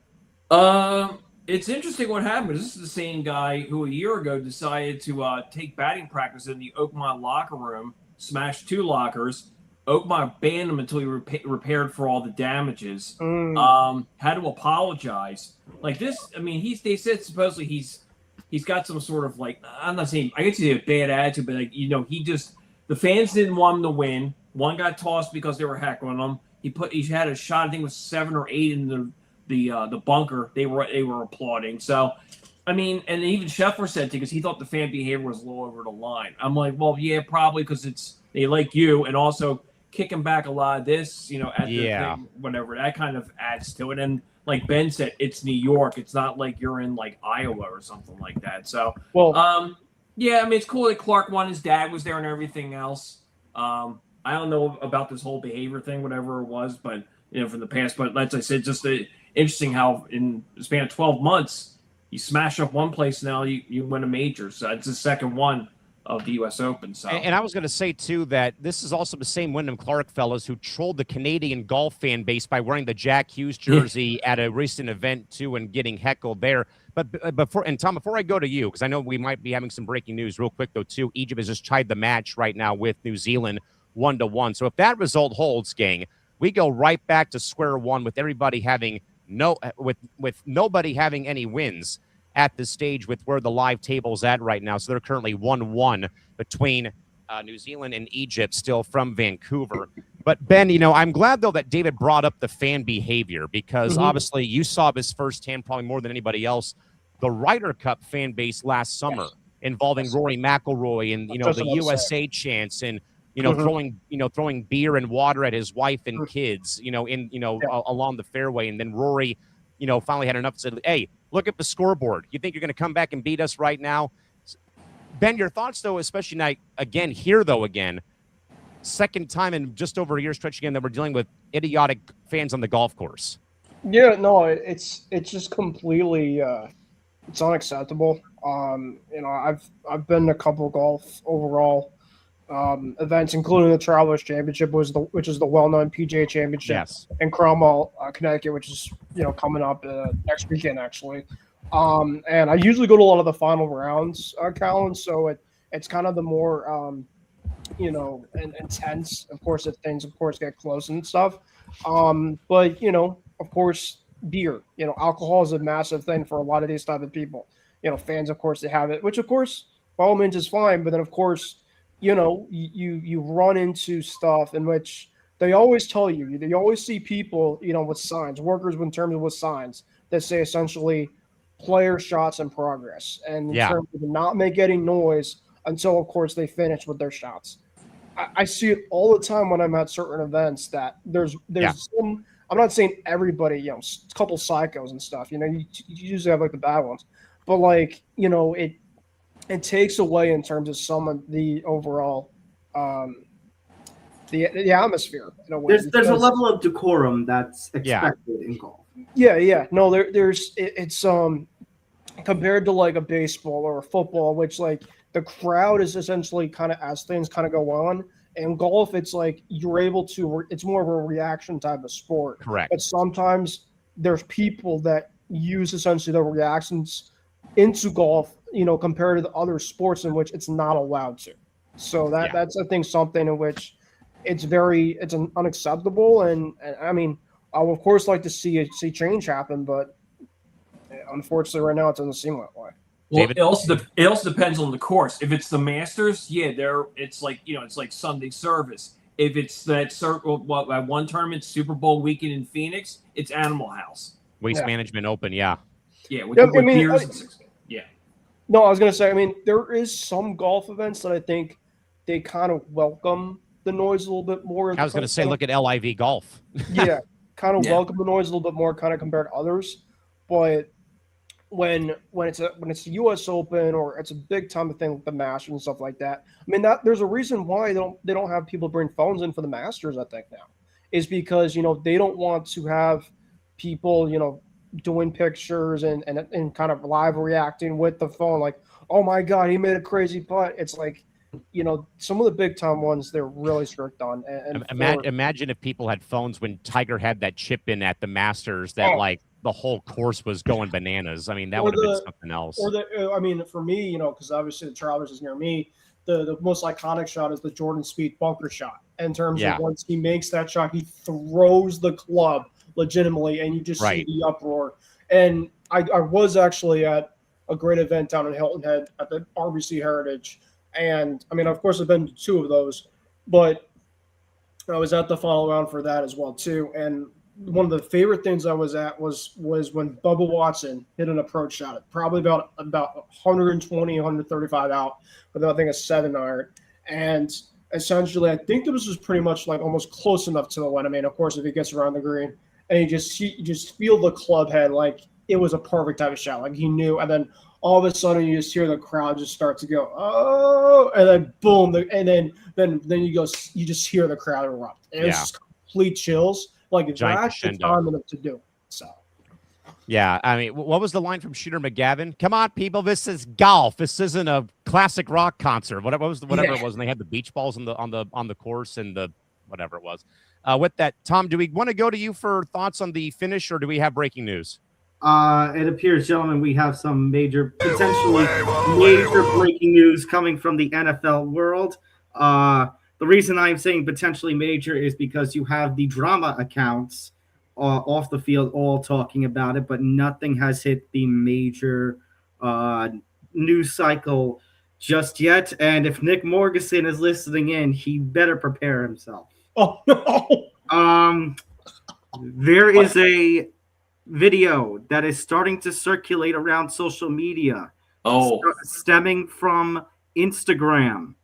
A woman is putting Geno Smith on blast, and it is actually the mother of his child. Yeah.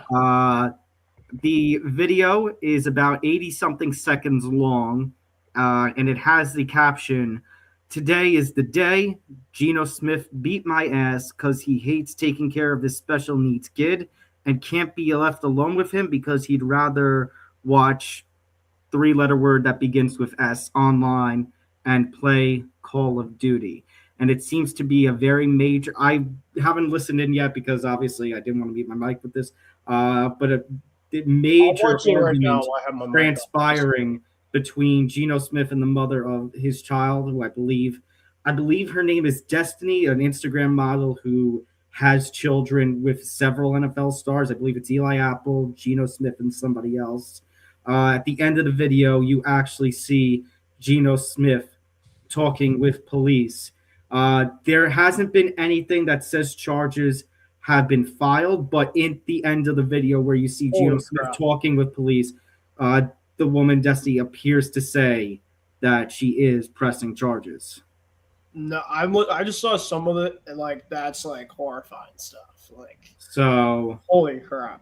Yeah, we might have a very serious situation, potentially, allegedly, but there is an accusation at least out there against New York Jets quarterback Geno Smith. I mean, Tom, like, even if it's like potentially like any time that you at least have some footage of a clip of a certain type of situation, and when it's out there, there's going to be something.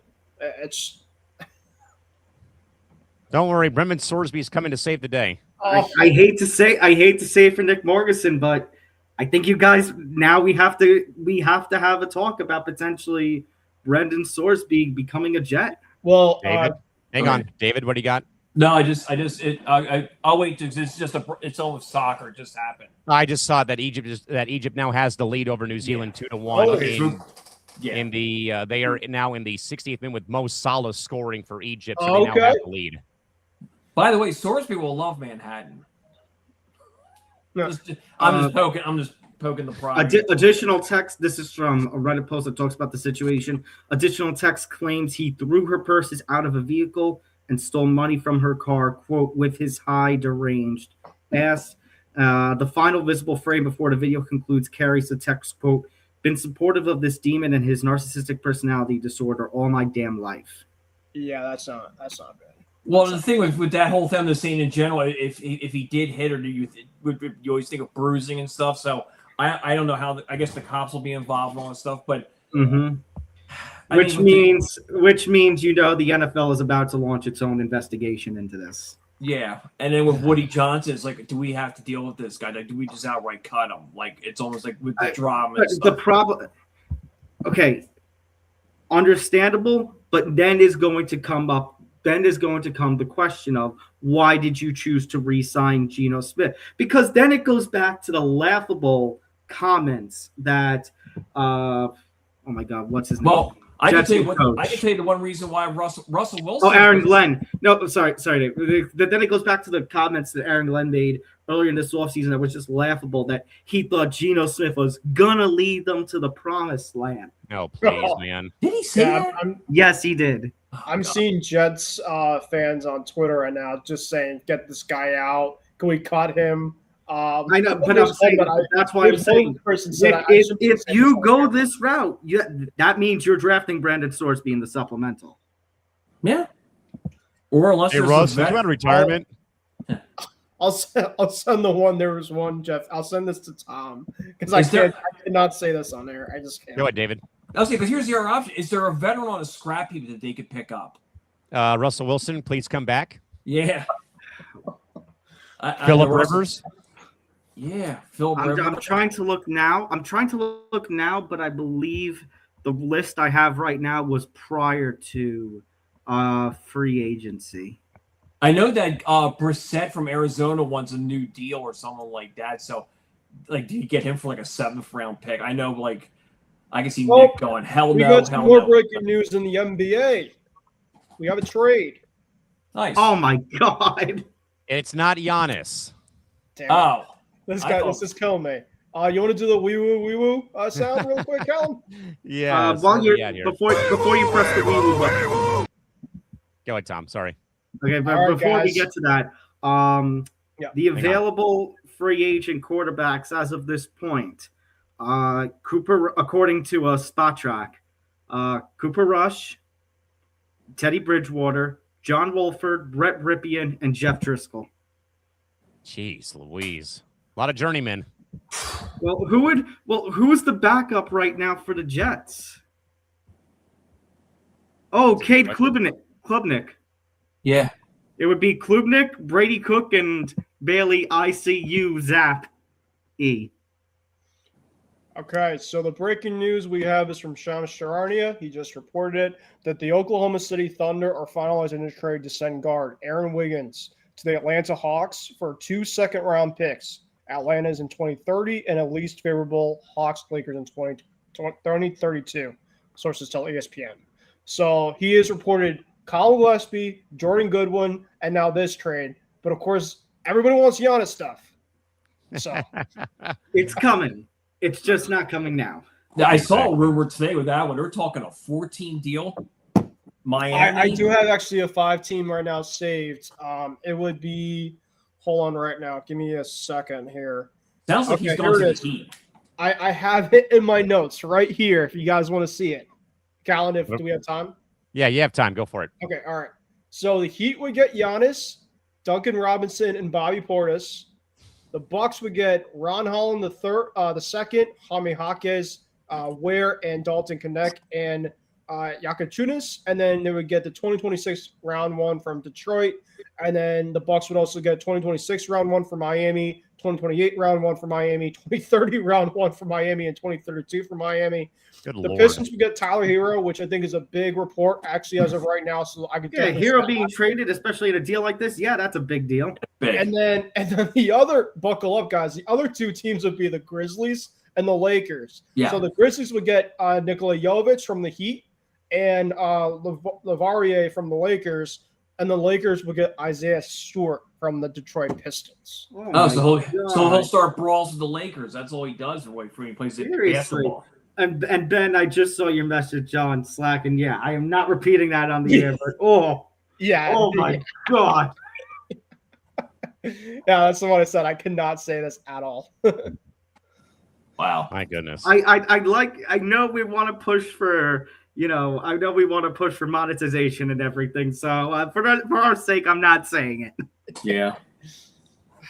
Yeah, that's for when we lock up shop in about roughly 27 minutes or so here. But yeah, we will though, folks, keep an eye on that story involving Geno Smith. I'm sure we'll have more about that as time goes on. I mean, if you have Brady Cook or Bailey Zapp as your quarterback, yeah, you pretty much are giving up on the season. Call up Old Man Rivers. He'll come out of retirement. That way he can get more health insurance for the kids. Giannis is not worth the hype. You can't stay healthy, and this will deplete the Miami roster. Yeah, so, man. It's funny you say this, and one of my best friends from college is a Miami Heat fan. So every time I put anything, Giannis Celtics related, he said, he's not yours. He is mine. And I'm like, listen, man, I'm going with you. I'm telling you right now, you're probably going to get him. Like, it can't be delusional for a little bit. And then you have this report today from Ramona Shelbourne saying Jason Tatum, of course, wants to have teamed up with a guy in his prime. What's, of course, the guy right now, of course, people are talking about in his prime? Giannis. So, yeah. I mean, you just don't know. So, be prepared for ETB Sports when I fill in for Zan and reunite with Nick on Tuesday, fellas, because I've got a feeling we're going to get a solid 15-minute Geno Smith rant from Nick Morrison. The band's back together. Tuesday we have the NBA draft. That's true, too. That's when the Giannis will be announced. It's going to be on draft day. It'll happen on draft day, I bet. Yes. Yeah, I mean, we do have the trade assets, Nick, but we can go many avenues. That's the biggest thing. Like, if the Heat miss out on Giannis, they don't have the next star guy. Like, we have a Finals MVP in Jalen. So, it's going to come down between our teams unless the Timberwolves apparently have interest.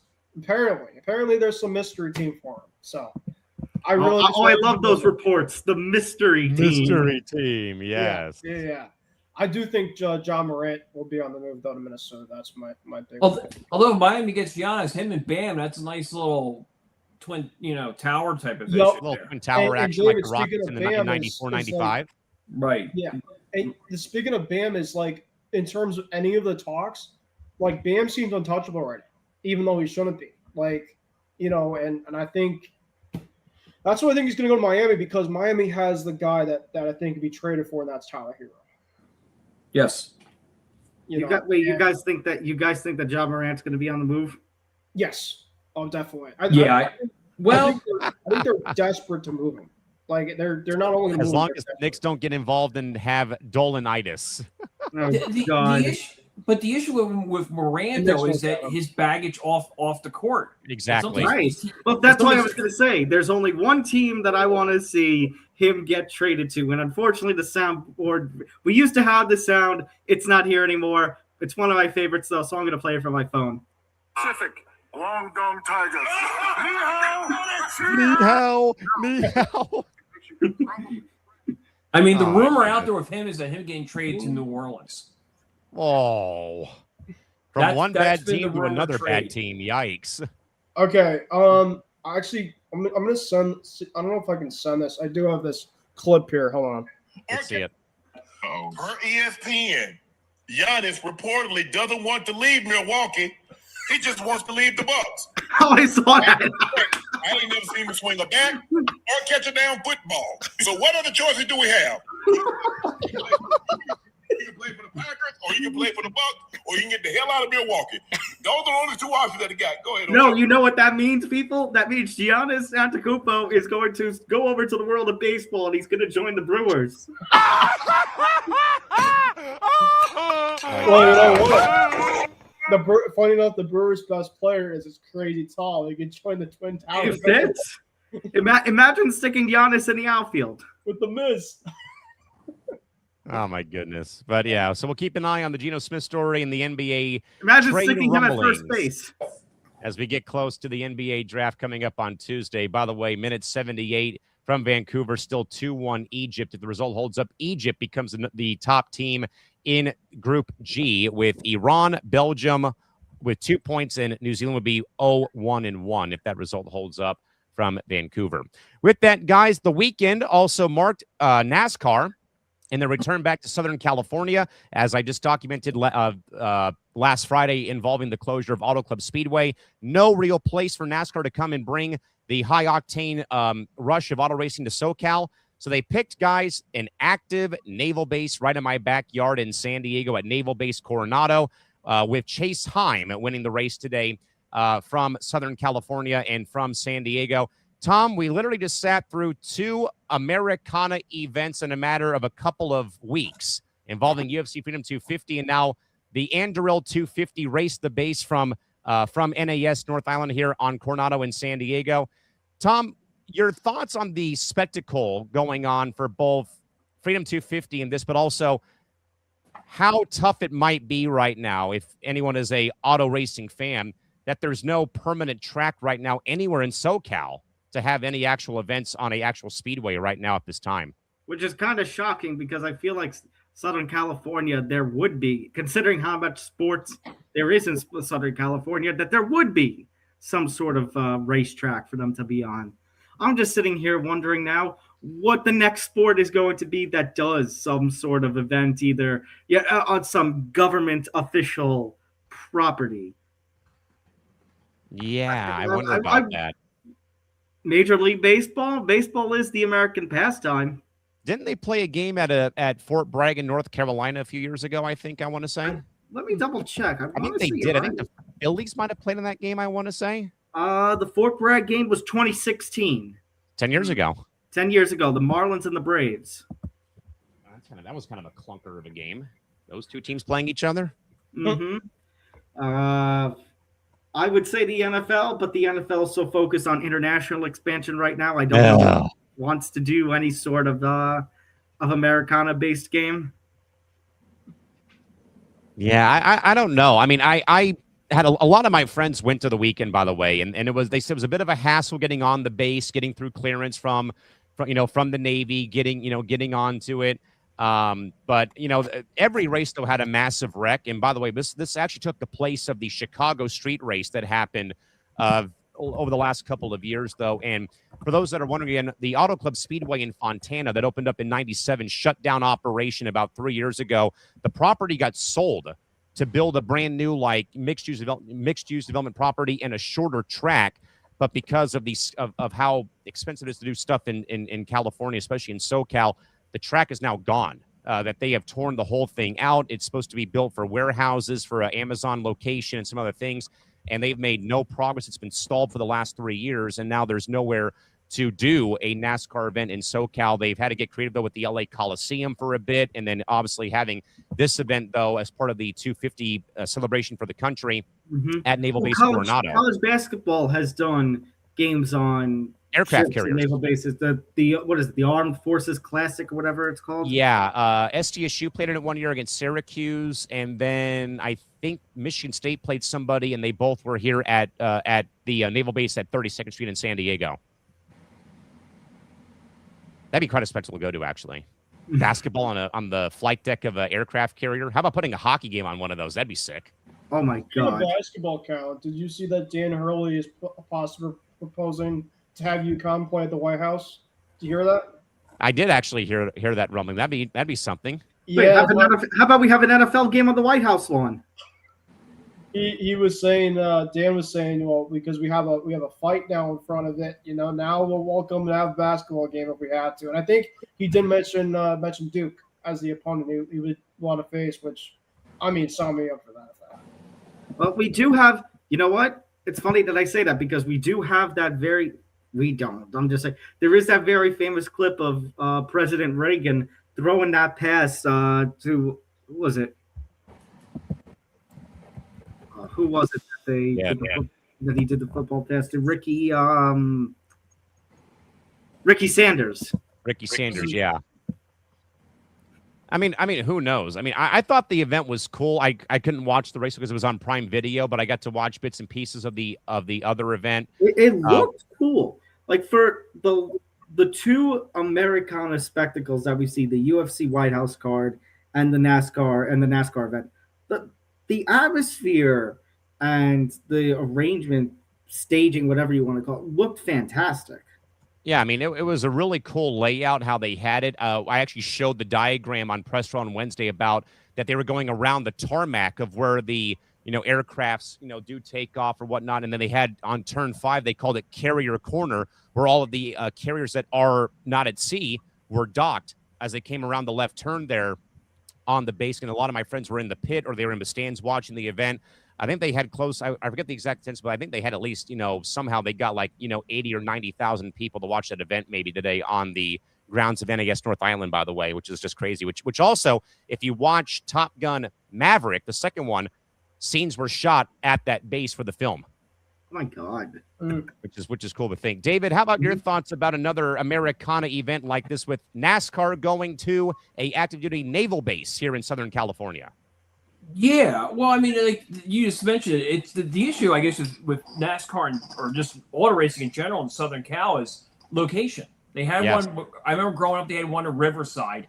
Yep. That was like almost like an S thing. The Fontana one, I just remember that one more because that was the Indy one where Greg Moore was killed. Yes, 99. Yeah, flipped over and everything else. I just don't know where else you put it in SoCal, Southern California, you say, and you go, we found a location. Like you said, it's probably expensive, whatever else. It is. You start looking at, I guess you say, if this one's temporary or works out, great. But then you go, okay, what about Anaheim, LA and stuff? Maybe there's just no room. Yeah, I don't really think there's really a spot for it. You know, my dad and I went to Fontana one year, and I mean, you had to leave the house at like really early in the morning because it's like a 1 o'clock, 2 o'clock start for Fox TV. And Fontana's roughly, I'd say, I might be wrong from where I live in San Diego. I'd say probably about 60 or 70 miles north to the northeast of where I live in the Inland Empire. You got 122,000 people at the event. You got to get there early, you know, go there and check out all the events. You know, like I said, we met Bill Goldberg, who was there for a clothing line. We got to check out Jimmy Johnson's Lowe's vehicle. We got a picture together with the Sprint Cup trophy. And then and then our seats, though, they were bitching. We were like 8 rows up on the finish line, hotter than crap, though, even in April. And then, you know, you sit through the race, though. I mean, it was cool. I don't think I'd ever do it again. I think probably I'd say I would, you know, and I think the sad part is that the event that we went to was won by Kyle Busch. That when we had gone, and of course, Kyle's very much unfortunate passing recently. And I forgot, too, about Long Beach. That they used to have racing the Grand there. Prix there is phenomenal. I mean, I've not been to the Grand Prix, but they chew up downtown Long Beach though, and I actually went to the finish line where they have it at the Grand Prix for. I think David, is that a F1 or is that an IndyCar race? I thought it was IndyCar because I thought that's where you go along the Queen Mary. Like that's yes, that is. Yeah. Yeah, that's correct. I think it's IndyCar. But yeah, like you said, maybe that San Diego one works, then that may be more of a permanent home. But if not, I don't know where else you put it. And also you got to see, is there an interest? But it probably is in Southern California. Yeah, I mean, I think, you know, and I think Ben, SoCal's long enjoyed auto club or racing in general, auto racing in general, David also might remember the days of when Ontario Speedway had opened up a long time ago too, which was the original one. Then they also did concerts at the Speedway, and they actually built the arena for the LA Kings affiliate of the AHL and other teams near the property where the Speedway used to be off Milliken Avenue up there off the 15 freeway. But I think though, Ben, if you're even a casual viewer of this event though, and you're watching NASCAR on a active duty Navy base, a week after you have the UFC Freedom Fight card from the White House lawn, it's almost like, what do you think is the next like Americana sporting event, like another baseball game on a military base? Do you have some sporting event at Mount Rushmore, a hockey game on a flight deck of some kind of aircraft carriers? We already said about that. But Ben, maybe thoughts about if you saw any footage of the event, like maybe how cool is that though, having NASCAR take over a naval base here in SoCal? No, that's cool. I didn't see it, but I think just to have something, an event played at a specific type of landmark like that, I think it's just really cool to have. It's some type of different type of thing. You're mentioning like a different sport on a certain place. I was thinking like Grand Canyon, like having a sporting event on the Grand Canyon. Grand Canyon sports? Oh my god! Yeah, wow, that'd be something. Yeah, like the Rocky Mountains, right? I mean, probably wouldn't happen ever, but just thinking just logically. How about when the NHL during COVID played those games at Lake Tahoe? Yeah, they'll never do that again. They learned their lesson there. No. Players with sun, you're gonna have a puck shoot you to hit 100 miles an hour with the sun in your eyes. That made sense. Somebody probably thought melting around you. It looked good, and then it turned out really bad. I saw a college basketball game at Petco Park, believe it or not. Okay. They ran the floor from between third base and home plate, and they built auxiliary seating around the infield. Yeah. And it was a full week celebration for Bill Walton way before he passed away. It was named in honor of Bill himself. And then the hallmark was USD playing SDSU at a baseball stadium, and it was really cool to be at. USD ended up winning the game, but it was cheap. It was great. I sat like probably 20 rows up though, but it was still cool to like watch basketball outside. I would love to see them do another aircraft carrier game though. That'd be sick if they did that again. I did hear a rumor this weekend, but I think like the company turned it down. I think that supposedly it was the White House where else they wanted to put a WWE pay-per-view event at the White House like they have for UFC. And they talked. So there's you heard about it. Yeah, no, there's all this conversation. UFC and WWE are essentially sibling promotions now since they both fall under the TKO umbrella. Right. So they talked about, well, if we put a UFC event at the White House, can we do the same for a WWE event? And it's like, is the thought funny? Is the thought cool? Maybe, but right now they said they're not focused on such a thing. Right. I wonder, though, Tom, how much that the one thing, and we'll get to a commercial break here about the show, but, Press Row has been covering the LIV funding issues with the Saudi PIF pulling out. One has to wonder if that money goes away from golf, does that mean that that money might dry up for Riyadh for next year's WrestleMania? I mean, potentially. And you saw maybe there was at one point a debate about could there potentially, the AAA, the Lucha Libre Mexico-based organization that the WWE now owns, their big event, the Triple Mania, is running one night in Vegas and one night in Mexico. Could this be a test for potentially next year's WrestleMania, one in Saudi Arabia and the next day somewhere in America? Oh, that'd be interesting. Mm-hmm. Fly half the talent to Saudi Arabia, fly the other half to Vegas or Minneapolis or Arlington. It'd be interesting, but yeah, I don't know. With all the Saudi funding drying up, I don't know how this is going to affect all the money that's been poured into WWE's partnership, UFC's partnership, and what other potential partnerships. Doesn't F1 have some sort of deal with the country as well? I believe they do for a couple of races.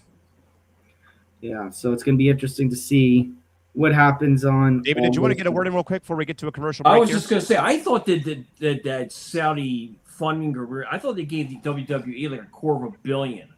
Yeah, they had some sort of crazy 10-year deal with the WWE. Yeah, so I just think that they'll just be like, yeah, we'll just. I heard all sorts of rumors. They want all these people over here, no matter what, and something else. So. Yeah, I mean, maybe they'll do it, but then I see after a while they just get out of the sports business altogether, especially with the golf crash. Yeah, that whole thing is just awful. Nick and I had Alan Shipnuck on about a month ago to talk about the first news of the PFI maybe pulling the funding. But with that, Tom, if you want to plug PR, you can. Because I have a pretty cool announcement coming up for July 1st. Well, we'll give a little love to Press Row right now. Get the credential perspective you crave. Join Callan McClurg and Nick Morganson on Press Row Wednesday afternoons at 2 p.m. Eastern, 11 a.m. Pacific. We're navigating the high-stakes shifts in the media landscape, from the ethics of modern insider reporting to the rising cost of the fan experience. Whether it's a staff revolt at major publications or the economic impact of global sporting events, we provide a grand circle tour of sports business and media headlines. We take you behind the curtain and onto Press Row, only on the Empty the Bench Network. Make sure to subscribe to our YouTube channel, youtube.com/ETB Network. Which, by the way, folks, July 1st, mark the calendar, July 1st. If you are a NBA basketball fan, growing up in the 90s with the Bulls winning those championships, and the guy who was always saying, and now, he's coming. Ray Clay will be joining us on July 1st between the 11 a.m. and noon hour on the West Coast.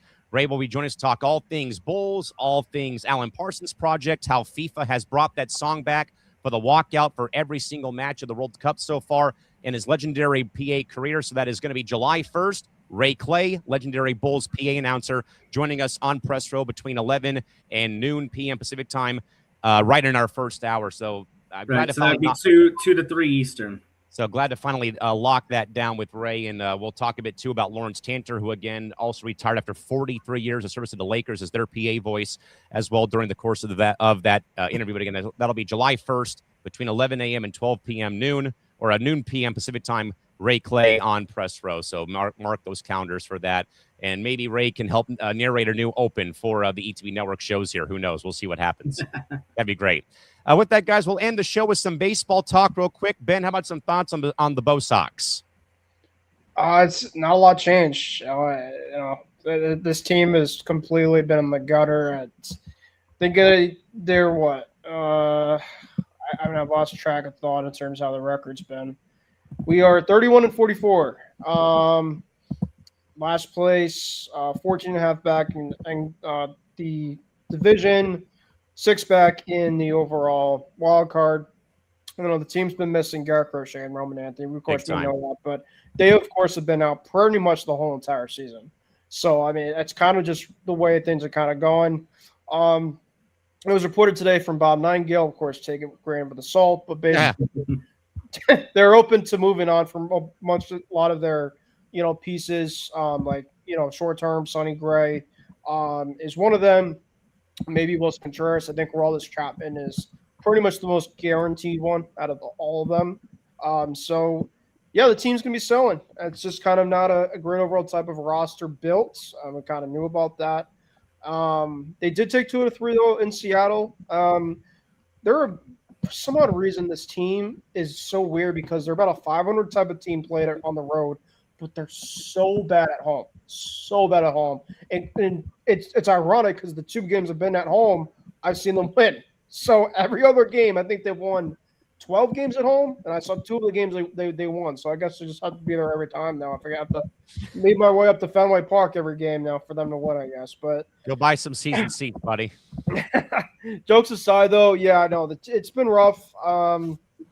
And so we'll see in terms of where things kind of move on from. I do think Greg Bressler will be moved on by the end of the season. I think his hot seat is very, very hot. He knows about that, and I think that's why that he might want to make a panic type of move, at the trade deadline. We saw that with Ryan Bloom, that he made a panic type of move because he knew that his job was on the overall fence line. So I could be very, very interested to see what happens. And for a team that had a lot of expectations after playing Tom's Yankees in the playoffs last year, going right back down in the cellar, it's never consistent, and that's of course what I want to see. So. Tom, how about some thoughts on the Bronx Zoo that is the Yanks? Do I have to after losing 2 of 3 to the Reds? I feel I'm getting worried. It's like I wish we could play some Aerosmith because I'm worried that this is going to become the same song and dance. I get the question now of, is this going to be the start of the summer lull of the Yankees that they've experienced the last 3 years, where all of a sudden everything starts to go to what? And if there are a couple of things that I'd like at the trade deadline, I'd like a whole new bullpen. I would like a complete new bullpen. I would like somebody that is not named David Bednar. The Bronx is burning. Absolutely. Nick Morgeson. I'd like a new catcher, please. I would like somebody that's not Wells or JC Escara behind the dish, which, by the way, congratulations, Yankees, on wasting an option on JC Escara because now he's going to have to come back up because what's his name? Ali Sanchez is about to go on paternity leave. Goodness gracious. I would like something maybe for the hot corner, but that's not much of a need right now considering we've got Jose Caballero. And I'd like our guys to not be so injured anymore.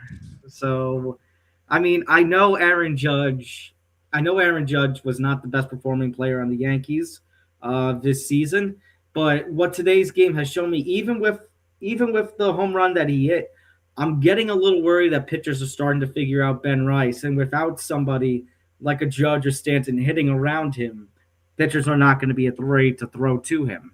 You know what I mean? Yes. Speaking of Judge, Tom, I have something funny that I heard on my way to work. A caller on FAM talking to Aaron Judge. I want to talk about after you guys do your reports. Oh man, David, how about some thoughts on the fighting Phils who beat the tar out of Frank the Tank's Mets this weekend? Yeah, you get 2 out of 3. That's what I was telling Ben and whoever else I was, like I said, just Ryan and all the other ones. I was just saying, you guys win series and you chip away and just do whatever. I mean, they're right now with number 2 in the wild card. They've gained 4 games on Atlanta. I mean, now they're only 6.5 back. So you got the Nats for 4. You got the Mets for 3. I don't know who's pitching tomorrow because of the whole Painter mess, and it might be. Oh yeah, that's been a mess. Yeah, he's got his confidence back. But meanwhile, hitting, Schwarber's been like batting practice the last couple of days. Harper's counting the ball. Bohm's hitting. I don't know where the only one who's hurting right now is Trey Turner. That's another thing in itself. Right. But like you said, just win 2 out of 3, win sweep series, and I mean the only thing I know there was talk about acquiring Mike Trout. I mean you're probably going to give Gage away. Like you said, that's the one thing about this thing with this team. Another year or two, and then they're going to be dog crap because I mean they got no minor league system. It's going to be bad in Philadelphia. Well, at this point, David, I think the Yankees and Phillies are in the same situation where they got to go for it now, not just because of windows closing, but you don't know if you're going to have baseball next season, let alone 2028. It's not that we don't know. It says there's none of it. If you're asking me right now, I don't think one pitch gets thrown next year. No. And if somebody also wants to read something, Kurt Schillington basically did a diatribe about how he says there's going to be a lockout and everything else. He went off tonight. He went off just like how Frank the Tank goes off when your Phillies destroy him in the way that they did with Schwarber having a day, Harper getting a cycle. You mean this right here? Gutless, fucking shit, most godless, fucking gutless, fucking team. Oh, just motherfucker. Like I said, just real quick, the stuff with baseball and be gratefulness, like you said, that in the draft alone. It's a nightmare. And oh my God! The fact that they're going to try to destroy the minor leagues again with what they're doing with this draft. Cutting the draft down to 12 rounds. This apparently in that proposal.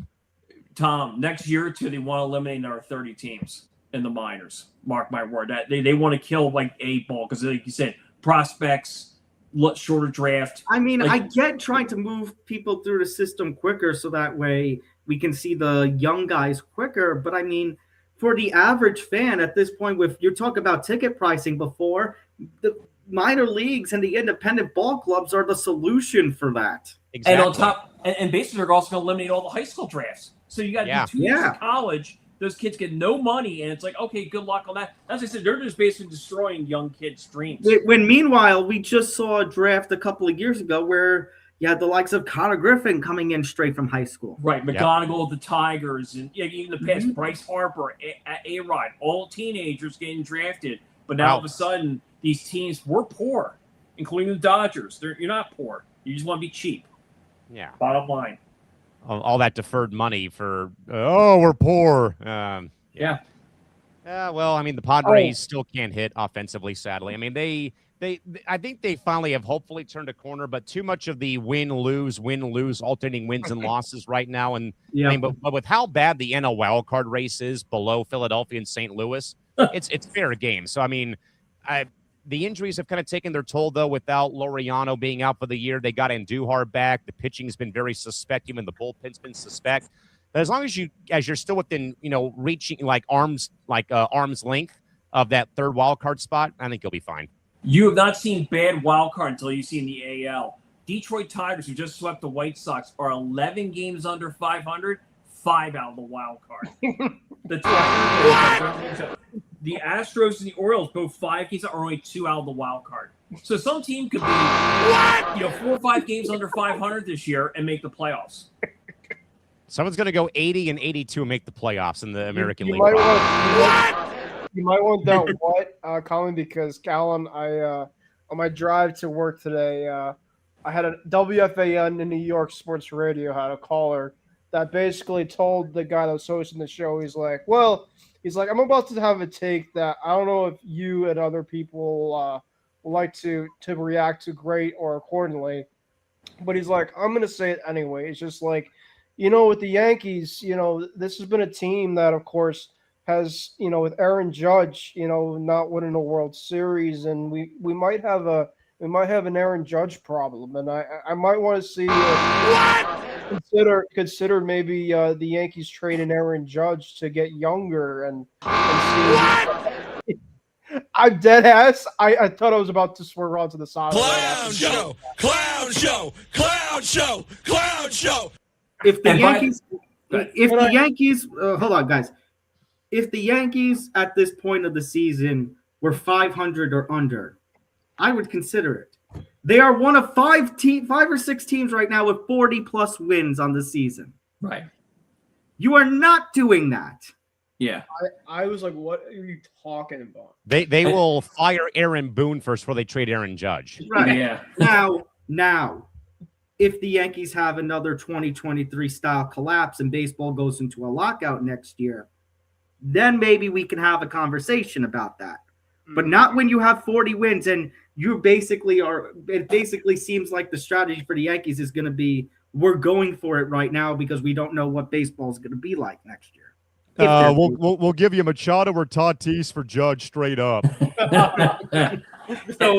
to the point that I was going to go to, where we were talking about all our teams and the wildness of the wild card race, Ben, I think this is going to be rather fitting. What this tells us. Yes. Yes. Love it. Oh, man. And besides, just real quick, that league, like you said, with the bad wild cards, also wants to expand 2 to 4 more cities. No, thank you. Yeah. I'm just saying, you want to talk about draining just the talent of all the it'll be horrible baseball if you're going to add 2 to 4 more teams. It'll be horrible. By the way, the National League has 4 teams within 5 teams within a game and a half of the final wild card spot. Yes. That's how bad it is this year. Yeah. This is what MLB wants. They want mediocrity. They want everybody involved because then it's like, hey, we want to make a trade for somebody. It's like, oh, man, we're 2 games out. Like, I talked to Ben about this. Yordan Alvarez, incredible season, probably could be AL MVP. He's the leader in the He's the leader of the AL voting. Yeah, and also not doing the home run derby. But that's besides the point. But no, it's just like, hey, Houston could trade him, redo their franchise, get better, and it's just like, no, they're probably saying that we're still in it. We're 2 out. Anything's possible. Anything's possible. Anything's possible. Yeah. I mean, I would just like the Padres to go on a bit of a heater and win 4, 5, 6, or 7 in a row, but they got to play the Braves and Dodgers this week. I'm not feeling good about it. Right. Yeah, not good. The season might be over after they get done playing the Dodgers and the Braves for the next couple of days. With that, though, gents, before we lock the doors, a monumental Sunday is officially in the books. We began today toasting the fathers out there who passed down the love of the game to us, and we closed it out. And we closed it out by watching the U.S. men's national team deliver a Father's Day gift over the weekend by conquering Group D to punch their teeth in a round of 32, but also track the Big 12 trying to keep its footing amidst the ongoing issues with Brendan Sorsby, broke down the crowning of a champ at the Men's College World Series, or at least getting close to enough to it, and survived the U.S. Open's final round in terrible putting from Shinnecock on Sunday. And right here in Southern California, NASCAR completely redefined the racing calendar by tearing up the tarmac at Naval Base Coronado this afternoon. A major thanks again to Ben Cruz, David Weightman, and Tom Albano for holding down the bar and guiding us through the massive slate over the last 2 hours. The grills are out, the scoreboards are dark, but the neon is, in fact, staying on. With that, folks, until next Sunday, officially official, but the lounge is officially right on time, Ben. Nicely done. Close for the evening. We are back with you folks next Sunday to get further deep into the weeds of sports. Also, as a reminder again, Tom is back with Fight IQ tomorrow night, as is our good man Nate Miller for Give and Takes, and we'll go from there for our Monday schedule as we look towards the pipeline of more MMA discussion, also more involving the FIFA World Cup as time goes on. I was gonna say, let's see. I'm on Fight IQ tomorrow, ETB Sports Tuesday, Tough Whenever, Thursday MTGP, Friday night edition of Fight IQ Puncher's Chance. You'll see a lot of me this week. For me, Thursday night, headed for the cycle. And really quickly, Cal, we did not talk about this, but shout out to Callan Clark and Angel Reese going at it last night, by the way. Yes, we did not get a chance to, with that rivalry restarting up again yesterday. I'll be back with you folks again on Tuesday for Cranium, PR on Wednesday, and also back with you Thursday after Team USA takes on... Oh, pardon me. MTGP is noon Friday this week. Yeah. So I'll be with you folks again Tuesday, Wednesday, Thursday, and Saturday morning, and of course on Sunday for the lounge. Back here again on ETB. Thanks to the 224 people who hung out with us tonight. We'll catch you folks again next Sunday. Till then, have a great night and a great week, folks. Until next week, bye-bye. See you guys. Bye.